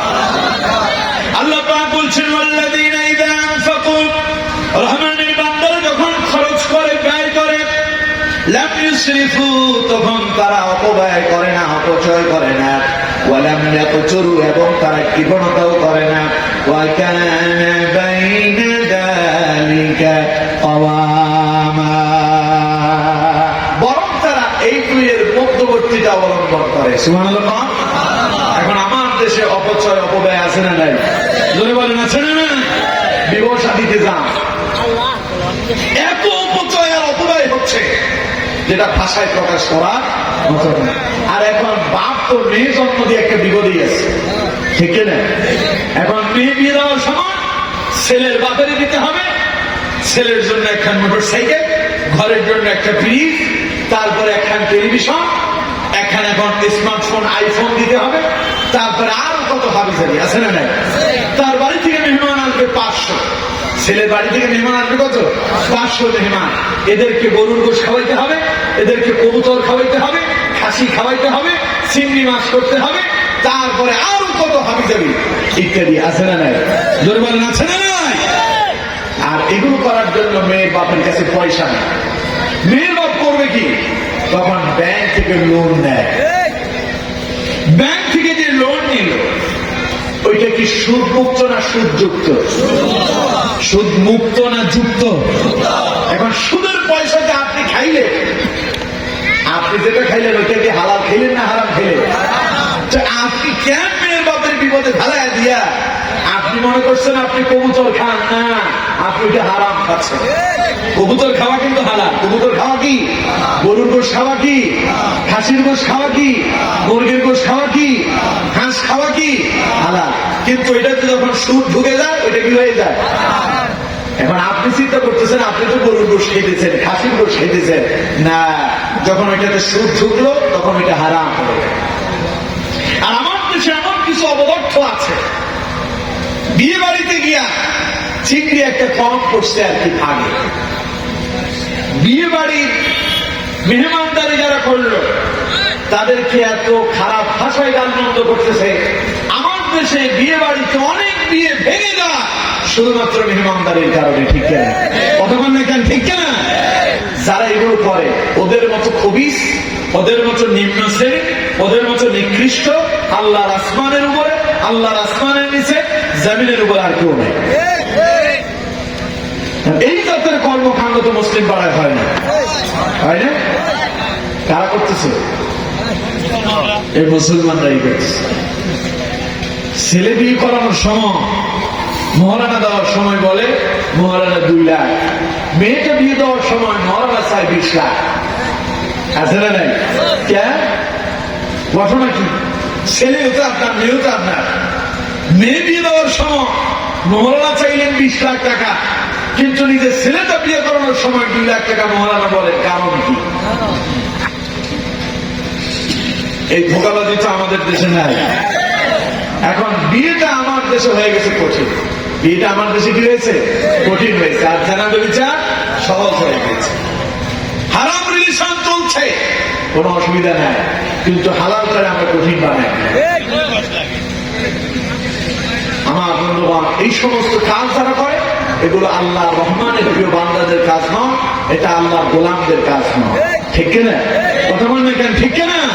সুতরাং খাবার দাবারে অপচয় অপব্যয় করা যাবে না। ওনার সামনে প্লেট একখানা আনছে, জীবনে কোনোদিন প্লেট ধুয়ে তো ভাতই খায় না, ঘরের তার প্লেটের কি অবস্থা আল্লাহই ভালো জানে। গেছে এক বাড়িতে মেহমান হিসেবে দাওয়াত খাওয়ার জন্য, প্লেটটা ধইরা ও বয়রে ডাক দেবে, বয় কইলে এটা ধুইতে পারিস না, আছে না নাই? তার পাওয়ারটাই ভিন্ন রকম। গ্লাসটারে আসামে ভেঙে ফেলছে, ওর বাড়ি থেকে দেখবেন তার প্লেটের ভিতর কয় মন ছাতা ঝুলছে, ঠিক কিনা? কারো বাড়িতে গেলে মেহমানদারি করার জন্য, মেহমান তুমি যখন মেহমান হয়ে যাবে তখন তোমার চরিত্র হয়ে যাবে নমনীয়, ঠিক কিনা? ওরা যা দেয় তাতে আলহামদুলিল্লাহ করে আসতে হবে। এটা তো আমার রাসূলুল্লাহর চরিত্র ছিল। নবীজির কাছে একজন সাহাবী এলেন, তার বাগানে আঙ্গুর ফল ধরেছে, প্রথম আঙ্গুর ফল রাসূলুল্লাহর জন্য নিয়ে আসলেন, নবীজির সামনে এনে বললেন, হুজুর আমার বাগানের প্রথম আঙ্গুর ফল আপনার জন্য নিয়ে আসলাম, হুজুর আপনি এগুলো গ্রহণ করেন। নবীজি হাতে নিলেন, রাসূলুল্লাহ একটা মুখে দিলেন, দুইটা মুখে দিলেন, তিনটা মুখে দিলেন, গোটা আঙ্গুর যা নিয়ে আসলো সব রাসূল একাই খেয়ে ফেললো। খাওয়ার পরে যে সাহাবী নিয়ে আসছে খুব মন খুশি যে হুজুর আমার আঙ্গুর ফল সব একাই খেলো। সাহাবী যখন চলে গেল, অন্য সাহাবীরা রাসূলুল্লাহ বললেন, হুজুর কাম থেকে আপনি ভালো করছেন। নবীজি কয়, কি করলেন? যে আপনি যখন হাদিয়া আসে তখন তো নিজেও খান, আমাদেরকেও দেন, আজ একাই সব খেয়ে ফেললেন, আমাদেরকে দিলেন না। নবীজি বললেন, আজ যদি তোমাদেরকে দিতাম আমার সাহাবী মনে কষ্ট হয়েছে, কারণ এই আঙ্গুর এত চুকা ছিল, এত টক ছিল, তোমার ওই আঙ্গুর তোমরা যখন মুখে দিতে দিয়ে বলতে বাগানে কি আম মিষ্টি আঙ্গুর ছিল না, রাসূলের জন্য নিয়ে আসতো, তাও টক আঙ্গুর আর শুকা গুলা নিয়ে আসে। এই জন্য আমি রাসূল সব খেয়ে আলহামদুলিল্লাহ বললাম, আমার সাহাবীও খুশি হয়েছে, আল্লাহ খুশি হয়ে গেছে। আর আপনি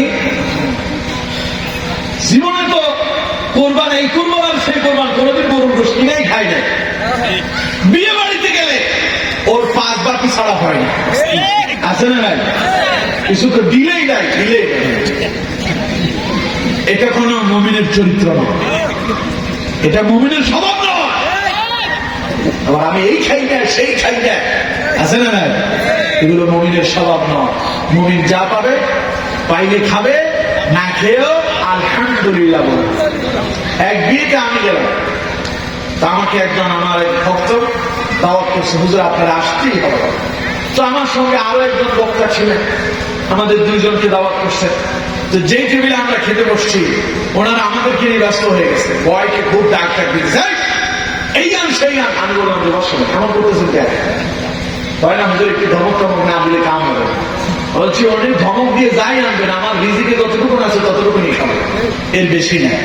আর আমি চাইলেও এর বেশি খেতে পারবো না, যতটুকু আমার রিজিকে আছে, যেটা আমার ভাগ্যে আজকে নির্ধারণ করে দেওয়া হয়েছে তাই খেয়ে আমার উঠতে হবে। সুতরাং আমার কপালে যদি চিংড়ি না থাকে আমি খাবো কোথেকে? চিংড়ি তো আমি এমনি খাই, বুঝলেন নি? বলে চিংড়ি আমি এমনি খাই, সুতরাং আমার কপালে যা আছে আমার তা দিয়ে খেতে হবে। আমি বললাম দাওয়াত দিয়েছেন আলহামদুলিল্লাহ, তবে চিল্লাচিল্লি চেঁচামেচি করবেন না, এটা সৌন্দর্য নষ্ট হয় এবং দাওয়াতের পরিবেশ নষ্ট হয়ে যায়। এগুলো আমাদের দেশে এখন বেশি, সুতরাং এগুলো করা যাবে না। আল্লাহ পাক বলছে, রহমানের বান্দা যারা, তারা অপচয়ও করে না, অপব্যয়ও করে না। যারা অপচয় করে তারা হচ্ছে শয়তানের ভাই। তারা কার ভাই? কথা আমার না আল্লাহ। আল্লাহ পাক বলছেন, ইন্নাল মুবাযযিরিনা কানু ইখওয়ানাশ শায়াতিন। আল্লাহ পাক বলছেন অপচয় করে যারা, শয়তানের ভাই তারা। এখন কি শয়তানের ভাই হতে চান না আল্লাহর প্রিয় বান্দা হতে চান? আল্লাহর প্রিয় বান্দা হইতে হলে অপচয় করা যাবে না, আবার কৃপণতাও করা যাবে না। কৃপণ যারা, তাদের ব্যাপারে রাসূলুল্লাহ হাদিসের ভিতরে বলছেন, কাসামাল্লাহু আযজা ওয়া জাল লা তাদখুলুনাল জান্নাতা বাখিলুন। রাসূলুল্লাহ বলছেন, আল্লাহর কসম করে বলছি, কৃপণেরা আল্লাহর জান্নাতে যাবে না। সুতরাং কৃপণতাও করা যাবে না, অপচয় অপব্যয়ও করা যাবে না। কোনটা করবেন? আল্লাহ পাক বলছেন, والذين إذا أنفقوا لم يسرفوا ولم يقتروا وكان بين ذلك قواما। আল্লাহ পাক বলছেন, রহমানের বান্দারা তারা অপচয় করে না, তারা অপব্যয় করে না, বরং তারা মধ্যম পারবেন তো? জোরে বলেন পারবেন তো ইনশাআল্লাহ? এগুলো কয়টা? 5টা। বাকিগুলো শুধু অর্থ বলবো, আর সময় নেই। 6 নম্বর কোয়ালিটি আল্লাহ পাক বলছেন ওয়াল্লাযীনা লা ইয়াদউনা মা'আল্লাহি ইলাহান আখার। আল্লাহ পাক বলছেন রহমানের বান্দাদের ষষ্ঠ কোয়ালিটি হলো তারা আল্লাহর সাথে আর কাউকে উপাস্য হিসাবে ডাকে না। তারা গোলামি করে কার? আরো জোরে বলেন কার? ইবাদত করে কার? তারা মাঝে মধ্যে আল্লাহর কাছে চায়, আবার মাঝে মধ্যে পীর সাহেবের কাছে চায়। এরকম নাকি? হ্যাঁ, আছে না আমার দেশে? নামাজে এসে আল্লাহর কাছে বলে ইয়াকা না'বুদু ওয়া ইয়াকা নাস্তাঈন, আল্লাহ আমরা তোমার ইবাদত করে আর তোমার কাছে সাহায্য চাই। মসজিদ থেকে বের হয়ে যখন পীরের দরবারে চলে যায়, পীরকে গিয়া বলে পীর সাহেব বাবা যান আমাকে পরীক্ষায় পাশ করে দিয়ে যান। আছে না নাই? যখন কবরে যায় পীরের সামনে দাঁড়ায় বলে আমার ছেলে নাই, আমার একটা ছেলে দেয়, আমার মেয়ে নাই, আমার মেয়ে দেয়। আল্লাহ পাক বলেন এটা রহমানের বান্দার স্বভাব নয়। আল্লাহ পাক বলছেন ওয়াল্লাযীনা লা ইয়াদউনা মা'আল্লাহি ইলাহান আখার। রহমানের বান্দাদের স্বভাব হলো তারা যা চায় কার কাছে যায়? তারা শুধুমাত্র আল্লাহকেই ডাকে, গোলামি করে তারা আল্লাহ, আল্লাহ ছাড়া কারো গোলামি তারা করে না। এই হলো তাদের 6 নম্বর কোয়ালিটি। 7 নম্বর কোয়ালিটি আল্লাহ পাক বলছেন ওয়ালা ইয়াকতুলুনান নাফসাল্লাতী হারামাল্লাহু ইল্লা বিল হক।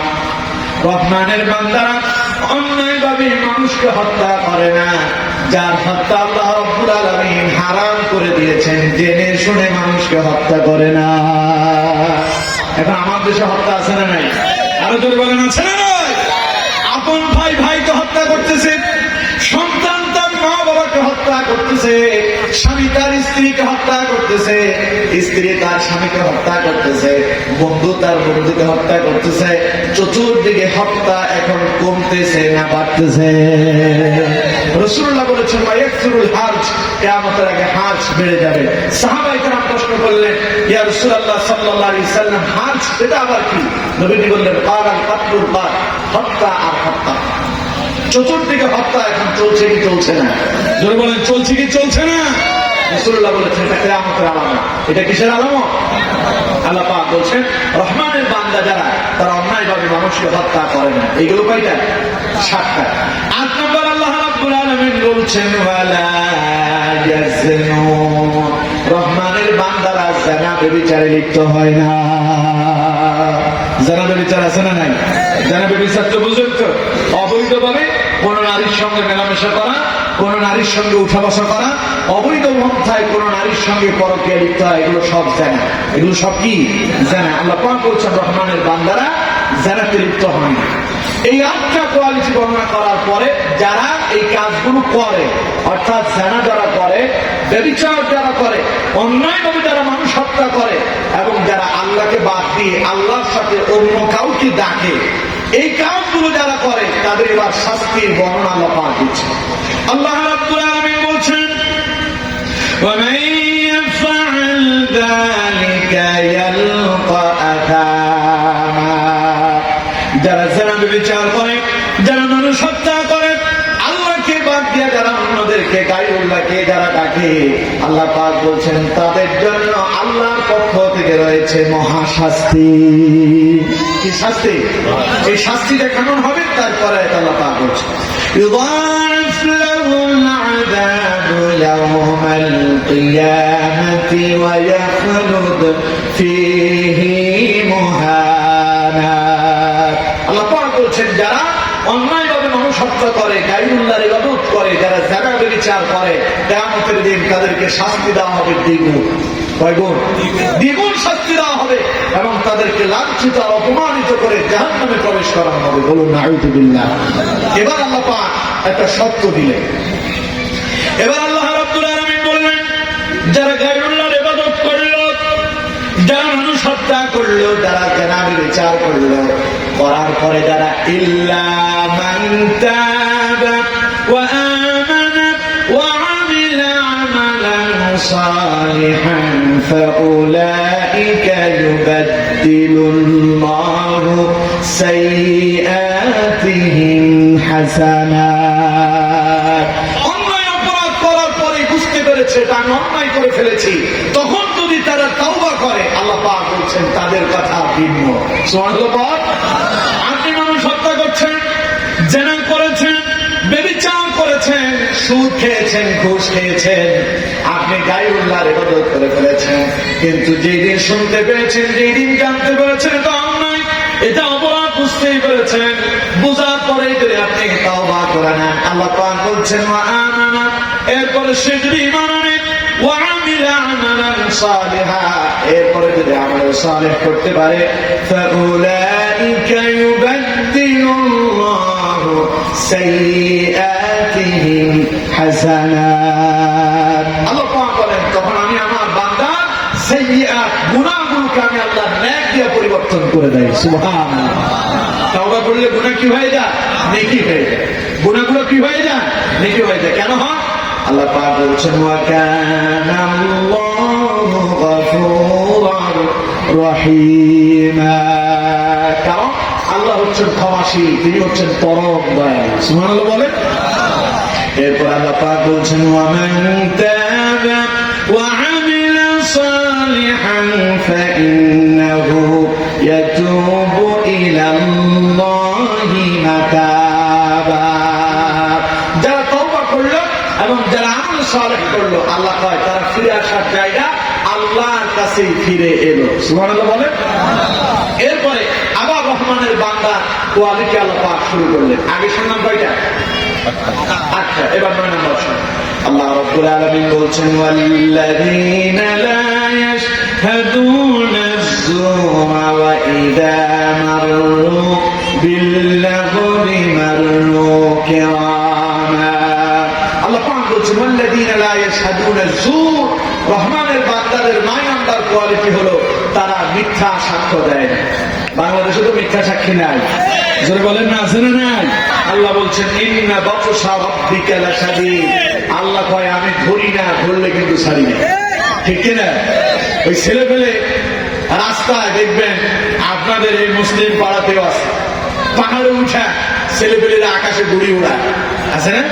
গুড়ি যখন আকাশে উড়ে, রশি যখন ছেড়ে দেওয়া হয়, ঘড়ি তখন আকাশে গিয়া একবার এই দিকে ডিগবাজি খায়, আবার ওই দিকে ডিগবাজি খায়। ঘড়ি মনে করে আমি তো আকাশে উঠে গেছি, সকল স্বাধীনতা এখন আমার। যখন সেই এই দিক সেই দিক ডিগবাজি খায়, তখন ঘড়ির মালিক রশি ধরে টান দেয় আর বলে বেশি লাফালাফি করিও না, রশি কিন্তু আমার হাতে আছে। ঠিক কিনা? কথা বল না কেন? ঠিক কিনা?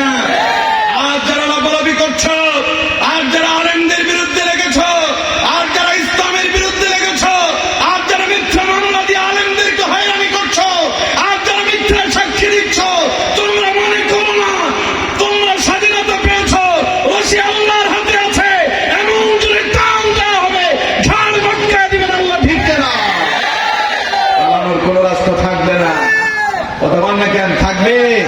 আল্লাহ কিয়ামতের দিন বলবেন এই ক্ষমতাবানরা কোথায়, তোরা কে কই আছে, দেখি আয় তো, লিমানিল মুলকুল ইয়াউম, বল তো দেখি আজকে রাজত্ব কার? কে জিজ্ঞেস করবেন? সেই দিন বিভিন্ন দেশের প্রেসিডেন্টদেরকে ডাকা হবে, ডোনাল্ড ট্রাম্পকে ডাকা হবে, আমেরিকার প্রেসিডেন্ট, রাশিয়ার প্রেসিডেন্ট, আমার বন্ধুগণ तमाम পৃথিবীর নেতাদেরকে ডেকে ডেকে আল্লাহ বলবেন লিমানিল মুলকুল ইয়াউম, বল আজকে রাজত্ব কার? আল্লাহ জিজ্ঞাসা করবেন। এরপরে আল্লাহ বলবেন তোদের রাজত্ব গেল কই, তোদের ক্ষমতা গেল কই? দুনিয়া তো বহু বাহাদুরি দেখিয়েছিস, আমার বিরুদ্ধে আঙ্গুল উঁচু করেছিস, পারলে আজকে আমার সামনে দাঁড়াতে দেখি, বল আজকের ক্ষমতা কার? আল্লাহ বলবেন লিল্লাহিল ওয়াহিদিল কাহ্হার, আজকের রাজত্ব যার হাতে তিনি কে? তিনি শুধু আল্লাহ নয়, তিনি কাহ্হার, আর তিনি কঠোর কঠোর কঠোর। আল্লাহ যদি ধরে বাঁচার কোন পথ আছে?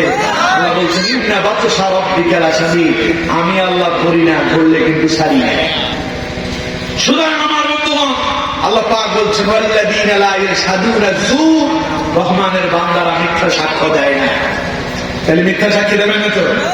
সমাজে বিচার সালিশ হয় না? কথা বলে হয় না? চা এক কাপ খাওয়াই দিলে উনি শালিকদারের কাছে গিয়ে কয় যে আমি এটা দেখেছি।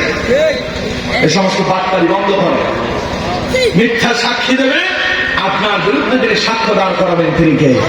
পাকড়াও হয়ে যাবেন। খবরদার, মিথ্যা সাক্ষ্য দেওয়া যাবে না। 10 নম্বর গুণটা শুনুন।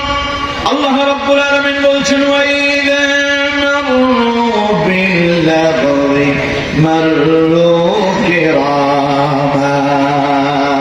রহমানের বান্দাদের 10 নম্বর গুণ হলো তারা যদি কোথাও কোনো মজলিসে যদি বসে, সেখানে যদি অশ্লীল কথাবার্তা শুরু হয়ে যায়, মন্দ কাজ শুরু হয়ে যায়, তখন তারা নম্রতার ভদ্রতার সঙ্গে সেখান থেকে কেটে যায়। অর্থাৎ তারা এক জায়গায় বসেছিল, সেখানে গল্প গুজব হচ্ছে, গল্পটা এক পর্যায়ে খারাপ জায়গায় চলে গিয়েছে। যখন রহমানের বান্দা যারা ওদের সঙ্গে গল্প লিপ্ত হয় না, বরং সেখান থেকে উঠে সম্মানের সাথে সে তার বাড়ি চলে যায়। সুবহানাল্লাহ বললেন না? তাহলে রহমানের বান্দারা অশ্লীল কর্মকাণ্ডে বসে না, যেমন সিনেমাতে গিয়ে বসে বসে গল্প গুজব করে না, সিনেমা দেখে না, জুয়া খেলে না, মদের আসরে যায় না, এগুলো রহমানের বান্দার গুণ নয়। এবার রহমানের বান্দা 11 নম্বর গুণটা শোনা। আল্লাহ রাব্বুল আলামিন বলছেন ওয়াল্লাযীনা ইযা যুক্কিরু বিআয়াতি রাব্বিহিম লাম ইয়াখিরু আলাইহা সুম্মান ওয়া উময়ানা। রহমানের বান্দাদের 11 নম্বর কোয়ালিটি হচ্ছে তাদের সামনে যখন কোরআনের আলোচনা করা হয়, কোরআনের আয়াতগুলো যখন তিলাওয়াত করা হয়, তখন তারা অন্ধ আর বধিরের মতো আচরণ করে না। অন্ধ বধির বোঝেন? অন্ধ মানুষ রাস্তা দেখে না, সেই যখন রাস্তায় চলে তখন তারা দেখলেই বোঝা যায় এই লোকটা কি অন্ধ। যে লোকটা কানে শোনে না তারে বলে বধির। অর্থাৎ সে কানে শুনতেছে না, যত জোরের কথা বলেন সে শুনতে পারে না। আল্লাহ পাক বলছেন রহমানের বান্দারা কোরআনের আয়াত শোনার পরে এমন আচরণ করে না, অর্থাৎ শুনেও না শোনার ভান করে না, দেখেও না দেখার মতো চলে না, বরং তারা যখন কোরআনের আয়াত শোনে তখন তারা নিশ্চিত ভাবে তা মেনে নেয়। সুবহানাল্লাহ বলে। এখন আমার দেশে এইরকম বদি, এইরকম অন্ধ আছে না নাই? আরো জোরে বলেন আছে না নাই? ওদের কাছে কোরআনের আলোচনা শুনলে ওদের কলিজা জ্বালাপোড়া শুরু হয়ে যায়। এগুলো মসজিদও আছে না নাই? কথা বলেন না কেন? আছে না নাই? মসজিদে ইমাম সাহেব যখন জুমার দিন কোরআন থেকে কথা কয়, হাদিস দিয়ে কথা বলে, তখন তারা ইমাম সাহেবদেরকে বলে ইমাম সাহেব খুতবা থেকে কথা কয়। আছে না নাই? কথা বলেন আছে না নাই? এরা ইমাম যখন সুদের বিরুদ্ধে কথা বলে, এই সুদখোরদের চোখগুলো লাল হয়ে যায়। ইমাম যখন ঘুষের বিরুদ্ধে কথা বলে, এদের চোখ লাল হয়ে যায়। ইমাম যখন জেনা ব্যভিচারের বিরুদ্ধে কথা বলে, তখন এদের কলিজায় আগুন লেগে যায়। ইমাম যখন সন্ত্রাসের বিরুদ্ধে কথা বলে, এরা রাতে না দাঁড়ে ইমামের গায়ের উপর হাত তুলে ভিক্ষা দেয়। পরের দিন ইমামের চাকরিও চলে যায়। তার মানে এরা কোরআনে আলোচনা শুনলে এদের ভিতরে আগুন ধরে যায়। এরা এগুলো শুনতে চায় না। এরা তখন বধিরের মতো, অর্থাৎ না শোনার ভান করে। আবার এরা শোনার পরেও দেখার পরে ওরা অন্ধের মতো আচরণ করে না, মনে হয়তো কিছু শুনে নাই। আছে না নাই? সুতরাং আল্লাহ পাক বলছেন রহমানের বান্দাদের আচরণ এমন নয়। আল্লাহ পাক বলছেন ওয়াল্লাযীনা ইযা যুকিরু বিআয়াতি রাব্বিহিম লাম ইয়াখিরু আলাইহা সুম্মান ওয়া উময়ানা। রহমানের বান্দাদের সামনে যখন কোরআন থেকে আলোকপাত করা হয়, তখন তারা কোরআনের কথাগুলো নিশ্চিতভাবে মেনে নেয়। সুবহানাল্লাহ বলেন। এগুলো কয়টা? 11। 12 নম্বর প্রশ্ন। আল্লাহ রাব্বুল আলামিন বলছেন রহমানের বান্দাদের 12 নম্বর কোয়ালিটি হলো ওয়াল্লাযীনা ইয়াকুলুনা রাব্বানা হাব লানা মিন আযওয়াজিনা ওয়া যুররিয়্যাতিনা কুররাতা আ'য়ুনিন ওয়াজ'আলনা লিল মুত্তাকিনা ইমামা। পড়েন আল্লাহু আকবার। আল্লাহ পাক বলছেন রহমানের বান্দার শেষ কোয়ালিটি 12 নম্বর কোয়ালিটি হলো তারা শুধু যে নিজের জন্য দোয়া করে তা না, তারা তাদের পরিবারের জন্য, সন্তানের জন্য আল্লাহর কাছে দোয়া করে। তারা আল্লাহকে বলে রব্বানা হাব লানা মিন আযওয়াজিনা ওয়া যুররিয়্যাতিনা قرة أعين আল্লাহ তুমি আমার স্ত্রী আমার সন্তানদেরকে আমার চক্ষু শীতল বানাও। সুবহানাল্লাহ। এই দোয়া করেন আপনারা যে আল্লাহ আমার বউটারে তুমি সুন্দরী বিভূষী করে আমার চোখের সামনে দেখা, এই দোয়া করেন? করে না। একজন যুবক বিয়ে করছে, ওর বউ কেমন দেখার জন্য লাইন ধরে দেয়, আছে না নাই? আরো জোর বলেন, আছে না নাই? এরপরে মোবাইলে ভিডিও করে নিয়ে এসে একজন আরেকজনে দেখা হয়, আমার বন্ধু আজ বিয়ে করছে, দেখ তার বউটা কেমন, এরকম আছে না নাই? আল্লাহ পাক বলছেন না, রহমানের বান্দারা এমন নয়, আরেকজনের বউয়ের দিকে তাকায় না, বরং নিজের স্ত্রীতে সন্তুষ্ট থাকে আর আল্লাহর কাছে দোয়া করে, আল্লাহ তুমি আমার স্ত্রীটাকে আমার চক্ষু শীতল বানাও। সুবহানাল্লাহ। অর্থাৎ তুমি আমার স্ত্রীকে একটু বলতে হবে, অন্ত বলতেছে শেষ আর বলেন তাহলে এখানে এমনির উপর শেষ করে আমার বন্ধুবান। তাহলে রহমানের বান্দাদের আলোচনা শুনলে বুঝতে হবে যে আমরা কোন পর্যায়ে আছি। যখন বলছি এটা শেষ কথা বলতেছি, তখন বুঝতে হবে যে এটাই শেষ। গতকাল এরকম করছে আর একদম সেখানে মাঝ পথে ডাইরেক্ট বন্ধ করে দিয়ে উঠে চলে আসছে।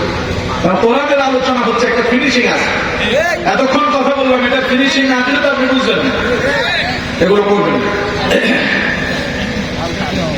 কিন্তু বাধা দিয়ে দিলেন, এখন কথাগুলো ভিন্ন দিকে চলে গেল।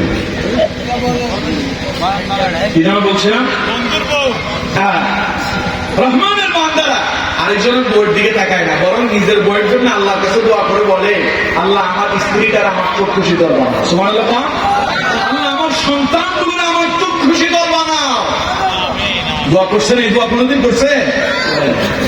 এই দোয়া করবেন। আল্লাহ ربنا هب لنا من ازواجنا وذرياتنا قرة اعين আল্লাহ তুমি আমার স্ত্রী এবং আমার সন্তানদেরকে আমার চক্ষু শীতল বানাও। আমিন বল। ওয়াজআলনা লিলমুত্তাকিনা ইমামা আমাকে আমার পরিবারকে আমার সন্তানদেরকে মুত্তাকিদের নেতা বানাও। নেতা তো বহুত আছে, ওই আউল ফাউল নেতা বানায় না, যেই নেতা ঘুষের আড্ডায় থাকে, জেনার আড্ডায় পাওয়া যায়, যেই নেতাকে জুয়ার আড্ডায় পাওয়া যায়, যেই নেতাকে সুদ ঘুষের আড্ডায় পাওয়া যায়, যেই নেতাকে মদের আড্ডায় পাওয়া যায়, আমার সন্তানদেরকে অমর নেতা বানায় না, নেতা বানাও, মুত্তাকিদের নেতা বানাও। বলেন আল্লাহু আকবার। মুত্তাকি চেনে? মুত্তাকি বলা হয় তাদেরকে যারা আল্লাহকে ভয় করে চলে। আল্লাহ বলছেন দোয়া করো এমনি, আল্লাহ আমার সন্তানগুলোর মুত্তাকিদের নেতা বানায় দেয়। সুবহানাল্লাহ। আমার বন্ধুগণ, এই হলো 12টা কোয়ালিটি। এই 12টি কোয়ালিটি যার ভেতরে থাকবে সেই ব্যক্তি হয়ে যাবেন আল্লাহর প্রিয়। আর আল্লাহর প্রিয় যারা হয়ে যাবেন তাদের জন্য পুরস্কার আল্লাহর কাছে আছে না নাই? আল্লাহ পাক বলছেন উলাইকা ইউজজাউনাল গুরফাতা বিমা সাবারু ওয়া ইউলাক্কাউনা ফিহা তাহিয়াতান ওয়া সালামা। আল্লাহ পাক বলছেন উলাইকা ইউজজাউনাল গুরফা, এই 12টা কোয়ালিটি যাদের ভেতরে থাকবে আমি তাদের জন্য জান্নাতে ঘর বানায় রেখেছি। সুবহানাল্লাহ। বিমা সাবারু, এই জন্য তারা যে ধৈর্যের সাথে এই কাজগুলো অবলম্বন করেছে। ওয়া ইউলাক্কাউনা ফিহা তাহিয়াতান ওয়া সালামা, আর ওরা যখন জান্নাতে যাবে জান্নাতের ফেরেশতারা তাদেরকে স্বাগত জানাবে, সালাম জানায়। সুবহানাল্লাহ। এদেরকে সালাম দেবে কারা? ফেরেশতারা। সুবহানাল্লাহ বলেন। ফেরেশতার সালাম সবাইকে দেয়, তার মানে মর্যাদা এত বাড়বে, জান্নাতের ফেরেশতারা আপনাকে সালাম জানিয়ে জান্নাতের ভেতরে আপনাকে বিদায় দেবে। সুবহানাল্লাহ। এরপরে আমার বন্ধুরা আল্লাহ পাক বলেছেন খালিদিনা ফিহা, সেই জান্নাতের ভেতরে তারা চিরকাল বসবাস করবে। হাসুনাত মুস্তাকাররাম ওয়া মুকামা, এটা কত উত্তম বাসস্থান, কত উত্তম প্রতিদান, কত উত্তম জায়গা। যারা এই 12টি কোয়ালিটি করে, এই 12টি কোয়ালিটি অবলম্বন করে এমন জান্নাতের মালিকানা পেয়েছে। করুন আলহামদুলিল্লাহ। এই 12টা কোয়ালিটি আমরা অর্জন করতে চাই তো? পারবো তো ইনশাআল্লাহ? এই 12টি কোয়ালিটি যদি আমাদের ভিতরে যদি আমরা ধারণ করতে পারি আমরা রহমানের বান্দা হয়ে যাব। আমরা কার বান্দা হব? তাহলে রহমানের বান্দার কোয়ালিটি মোট কয়টা? 12টা। 1 নাম্বার, রহমানের বান্দারা হবে বিনয়ী। রহমানের বান্দারা কি হবে? বিনয়ী হবে। 2 নাম্বার, রহমানের বান্দারা মূর্খদের সাথে তর্কে জড়াবে না, সালাম দিয়ে বিদায় নেবে। 3 নাম্বার, রহমানের বান্দারা রাতের আধারে তাহাজ্জুদের নামাজ আদায় করবে। 4 নাম্বার, রহমানের বান্দারা জাহান্নাম থেকে আল্লাহর কাছে আশ্রয় প্রার্থনা করবে। 5 নাম্বার, রহমানের বান্দারা অপচয় করে না, অপব্যয় করে না, কৃপণতাও করে না, বরং তারা মধ্যম পন্থা অবলম্বন করে। 6 নাম্বার, রহমানের বান্দারা আল্লাহ ছাড়া কারো ইবাদত করে না। রহমানের বান্দাদের 7 নাম্বার কোয়ালিটি, রহমানের বান্দারা অন্যায়ভাবে মানুষ হত্যা করে না। রহমানের বান্দাদের 8 নাম্বার কোয়ালিটি, তারা জেনা ব্যভিচারে লিপ্ত হয় না। রহমানের বান্দাদের 9 নাম্বার কোয়ালিটি, তারা মিথ্যা সাক্ষ্য দেয় না। রহমানের বান্দাদের 10 নাম্বার কোয়ালিটি, যেখানে অশ্লীল কথাবার্তা হয় সেখান থেকে তারা সম্মানের সাথে বিদায় নিয়ে আসে। রহমানের বান্দাদের 11 নাম্বার কোয়ালিটি, তারা কোরআনের আলোচনা শোনার পরে তারা অন্ধ এবং বধিরের মতো আচরণ করে না, বরং কোরআনের কথাগুলো তারা মেনে নেয়। রহমানের বান্দাদের 12 নাম্বার কোয়ালিটি হলো, তারা তাদের স্ত্রী এবং সন্তানের জন্য আল্লাহর কাছে দোয়া করে আর বলে, আল্লাহ তুমি আমার স্ত্রী এবং সন্তানদেরকে আমার চক্ষু শীতল বানাও, আমার পরিবার পরিজন থেকে তুমি মুত্তাকিদের নেতা বানিয়ে দাও। সুবহানাল্লাহ। আর এই 12টি কোয়ালিটি যাদের ভেতরে থাকবে তাদের জন্য আল্লাহ পাক জান্নাত সাজিয়ে রেখেছেন। তাদেরকে সেই জান্নাতের ভেতরে ফেরেশতারা স্বাগত জানিয়ে, সালাম জানিয়ে তাদেরকে গ্রহণ করবে, আর সেই জান্নাতে তারা চিরকাল থাকবে। সেই জান্নাত পেতে চান? দেখি তো কারা কারা পেতে চান? লিল্লাহি তাকবীর, লিল্লাহি তাকবীর। আল্লাহ আমাদের হাতগুলো কবুল করুন, আমরা বলি আমিন। আরো জোরে বলুন আমিন। রাগ করছেন আপনারা? রাগ করছেন কারা কারা? রাগ করছেন আপনি? তাহলে কেউ রাগ করেন না, সবাই খুশি তো? খুশি হবেন তখন আমল করবেন, তখন আমল করলে বোঝা যাবে খুশি কথা বলেছে। ওই যে বললাম না, রহমানের বান্দারা যার সামনে তা মেনে নেয়। এখন মেনে নিতে পারবেন তো ইনশাআল্লাহ? আল্লাহ তৌফিক দান করুন, বলুন আমিন। উনি বলেছেন একটা গজল গাওয়ার জন্য, গজল গাওয়ার মতো এখন অবস্থা আমার নাই। গজল তো মাঝখানে একটা আমি দিয়ে দিয়েছি, ঠিক না? আলহামদুলিল্লাহ, বলেন আলহামদুলিল্লাহ। আচ্ছা, একটা প্রশ্ন জিজ্ঞাসা করা হয়েছে, সমাজে কিছু লোক আছে মাইক বিরোধী, যে মসজিদে মাইক আছে সেই মসজিদে নামাজ পড়ে না, এ সম্পর্কে ইসলাম কি বলে? এখন তো আপনারা এখন দেখতেছেন, এগুলো আমরা বহু আগ থেকে দেখছি। যারা এই পীরের অনুসরণ করে, এই পীরের বাড়ি, এই পীর যেখানে থাকে সেখানে আমি গিয়েছি, আলহামদুলিল্লাহ। এখান থেকে ঘোষণা দেওয়া হয় মাইকে, ওনারা বলেন साउंड स्पीकर को नमाज पढ़ने के कोई जायज नहीं, এইভাবে বলেন। তারপর লাউড স্পিকার को ইসলাম প্রচার করने का कोई जायज नहीं। আমি সেই পীরের পেছনে যাই, নামাজও পড়ছি, তারে আমি দেখেও আসছি, আলহামদুলিল্লাহ। তো সুতরাং এই সম্পর্কে আমার কিছু ধারণা আছে। আমি যেদিন সেখানে গেলাম, যাওয়ার পরে আমার অনেক কিতাবপত্র দেখাইছে তারা, যে এখানে সাউন্ড ব্যবহার করে কোরআনের কথা বলা যাবে না। ওরা বলে কোরআন হচ্ছে নূর। কোরআন কি? নূর। আর মাইক কি? না। কোরআন নূর আর মাইক না, মানে এটার সাথে কি আগুনের সম্পর্ক আছে। কারেন্টটা কি? আগুন। কারেন্ট কি? আগুন। তার ওরা বলতেছে, ওদের মূল তাদের থিওরি হচ্ছে যে নূরে কোরআন নারের সাথে লাগা যাবে না, ঠিক না? না। যদি এটা যদি ওনাদের যদি বক্তব্য হয়, তাহলে ওনাদেরকে বললো, তাইলে ঘরের ভেতরে আপনার লাইট ফ্যানও চালানো যাবে না, ঠিক না? কারণ আপনি যখন ঘরের ভেতরে নামাজ পড়তেছে, আপনার ঘরেও তো নাক জ্বলতেছে, তো আগুন চালাই আপনি কেমনে নামাজ পড়তেছে? নূরের ভিতরে তো নাক ঢুকে গেল, ভগবানে গেল। খালি ওইখানে বুঝলেন, এখানে ঢুকানো যাবে না, ওইখানে ঠিক মতোই ঢুকাচ্ছে, নিজে জন্মের মতো ব্যবহার করতেছে, আর উল্টো কথা বলতেছে। তা আপনার ভেতরে যদি কোরআন থাকে, কোরআন আছে না, আপনি কোরআন করতেছেন, কিন্তু আলো জ্বলতেছে, ওইটা তো না, ওইটা তো আগুন। তো আগুন জ্বালায় আপনি কোরআন করলে, তাইলে কোরআনের সাথে আগুনের সম্পর্ক হয়ে গেল না? এটা ভুল ফতোয়া। এই ফতোয়া কি ভুল? ওনারা অনেক পেছনে পড়ে আছে, ইসলাম এত পেছনে নাই। ওনারা একটা চ্যালেঞ্জ দিয়েছে, ওনাদের যে বই আছে, বইয়ের পেছনে লেখা আছে 50,000 টাকা পুরস্কার যদি কেউ প্রমাণ করতে পারে যে এই আমাদের এই বক্তব্য মিথ্যা। লিখে আছেন এমন কথা? তারা সেখানে গিয়েছেন, তারা জানেন। ওনাদের এই চ্যালেঞ্জ আজ পর্যন্ত কেউ গ্রহণ করছে? কোন আলেম তাদের এই চ্যালেঞ্জ গ্রহণ করেছে? কেন করে না? দেখবেন কিছু হকার আছে, হকার ছিলেন তো, রাস্তায় ওষুধ বিক্রি করে, আমার এই ওষুধ খেলে আমাশা, ডায়রিয়া, পেটে ব্যথা, আপনার বুকে ব্যথা, মাথা ব্যথা, যত রকমের ব্যথা আছে এক ওষুধে সব সেরে যাবে। আমি চ্যালেঞ্জ করলাম, কোন ডাক্তার আমার সাথে মোকাবেলা করতে পারবে না, যদি পারে আগামীকাল থেকে আমি আর ব্যবসা করবো না। আচ্ছা কোন তো আজ পর্যন্ত কোন ডাক্তার তার সঙ্গে চ্যালেঞ্জ দিছে? কেন নেয় নাই? কারণ ডাক্তার জানে ওর সাথে চ্যালেঞ্জ দিব কি, ও যেটা দিয়ে ওষুধ বানাইছে ওইটা কি সে নিজেই জানে না, ঠিক না? এই জন্য ওনাদের এই চ্যালেঞ্জ কোন আলেম আজ পর্যন্ত গ্রহণ করেন নাই। কারণ হচ্ছে ইসলাম এখন ব্যাপকভাবে ছড়িয়ে পড়েছে। ইসলাম এখন কি ব্যাপকভাবে ছড়িয়ে পড়েছে। কাবাতে যখন আপনি নামাজ পড়তে যাবেন একসাথে 25 লক্ষ মানুষ নামাজ আদায় করতে পারে।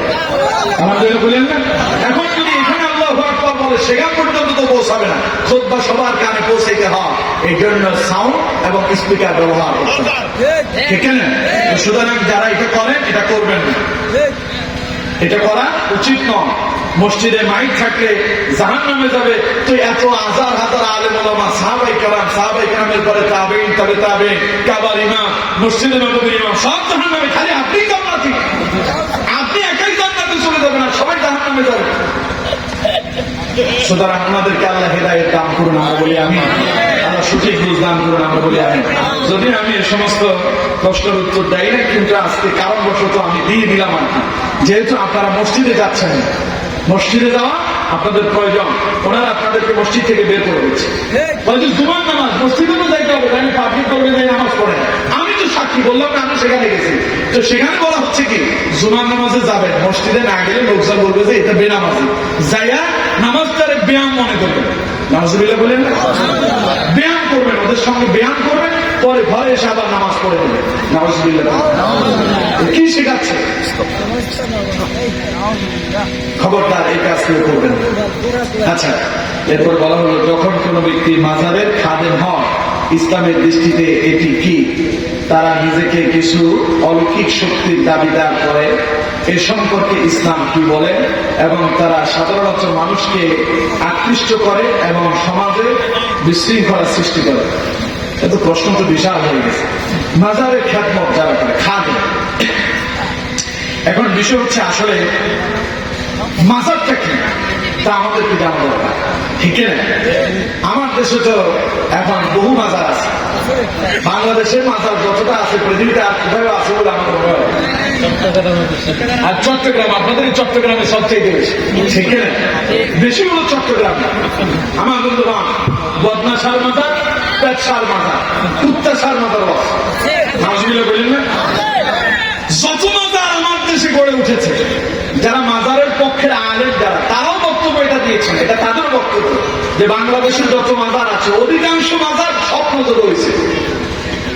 মানে একজন এসে বলতেছে, এক জায়গায় এসে কাঁদতেছে, কান্দে সেখানে বলতেছে তোমরা জানো না এখানে এক পীর শুয়ে আছে, আমার গত রাতে স্বপ্নে দেখা হয়েছে। আর এই স্বপ্নগুলো বেশিরভাগ মহিলারা দেখে, ঠিক না? এরপরে সেখানে একটা লাল শাড়ি টানায় দেওয়া হলো, এরপরে কিছু আগরবাতি মোমবাতি জ্বালায় দেওয়া হয়েছে, কবর খুলে দেখেন, একটা কবর বানাইছে, খুলে দেখবেন ভেতরে একটা কলা গাছও নাই। এরকম আছে না? নাই? হ্যাঁ, তবে হক্কানি ফির অনেক আছেন বাংলাদেশে, আছেন না? আচ্ছা, হক্কানি ফিরদের মাজারের দরকার নেই। মাজার মানে কি? কবর। মাজার মানে কি? কবর, কবরস্থান, গোরস্থান। এখন হক্কানি ফির যারা আছে তাদের মাজারের দরকার নাই, তাদের খাদেমের দরকার নাই। যেমন শাহজালাল রহমতুল্লাহ আলাইহির মুরিদ কয়জন ছিল? শাহফরানের মুরিদ ছিল, কানজানানের মুরিদ ছিল।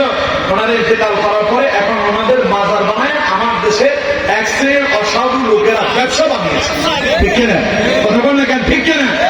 মাজার যদি ব্যবসার উদ্দেশ্যে হয়, পীরের কবর যদি ব্যবসার উদ্দেশ্যে বানানো হয়, আর সেখানে যদি খ্যাতমত করা হয়, ওই খ্যাতমত তো যাইতে হবে না, কারণ সেখানে শিরিক শেখানো হচ্ছে, ঠিক না? এই দেশে অসংখ্য মাজারে সেজদা হয়, ঠিক না?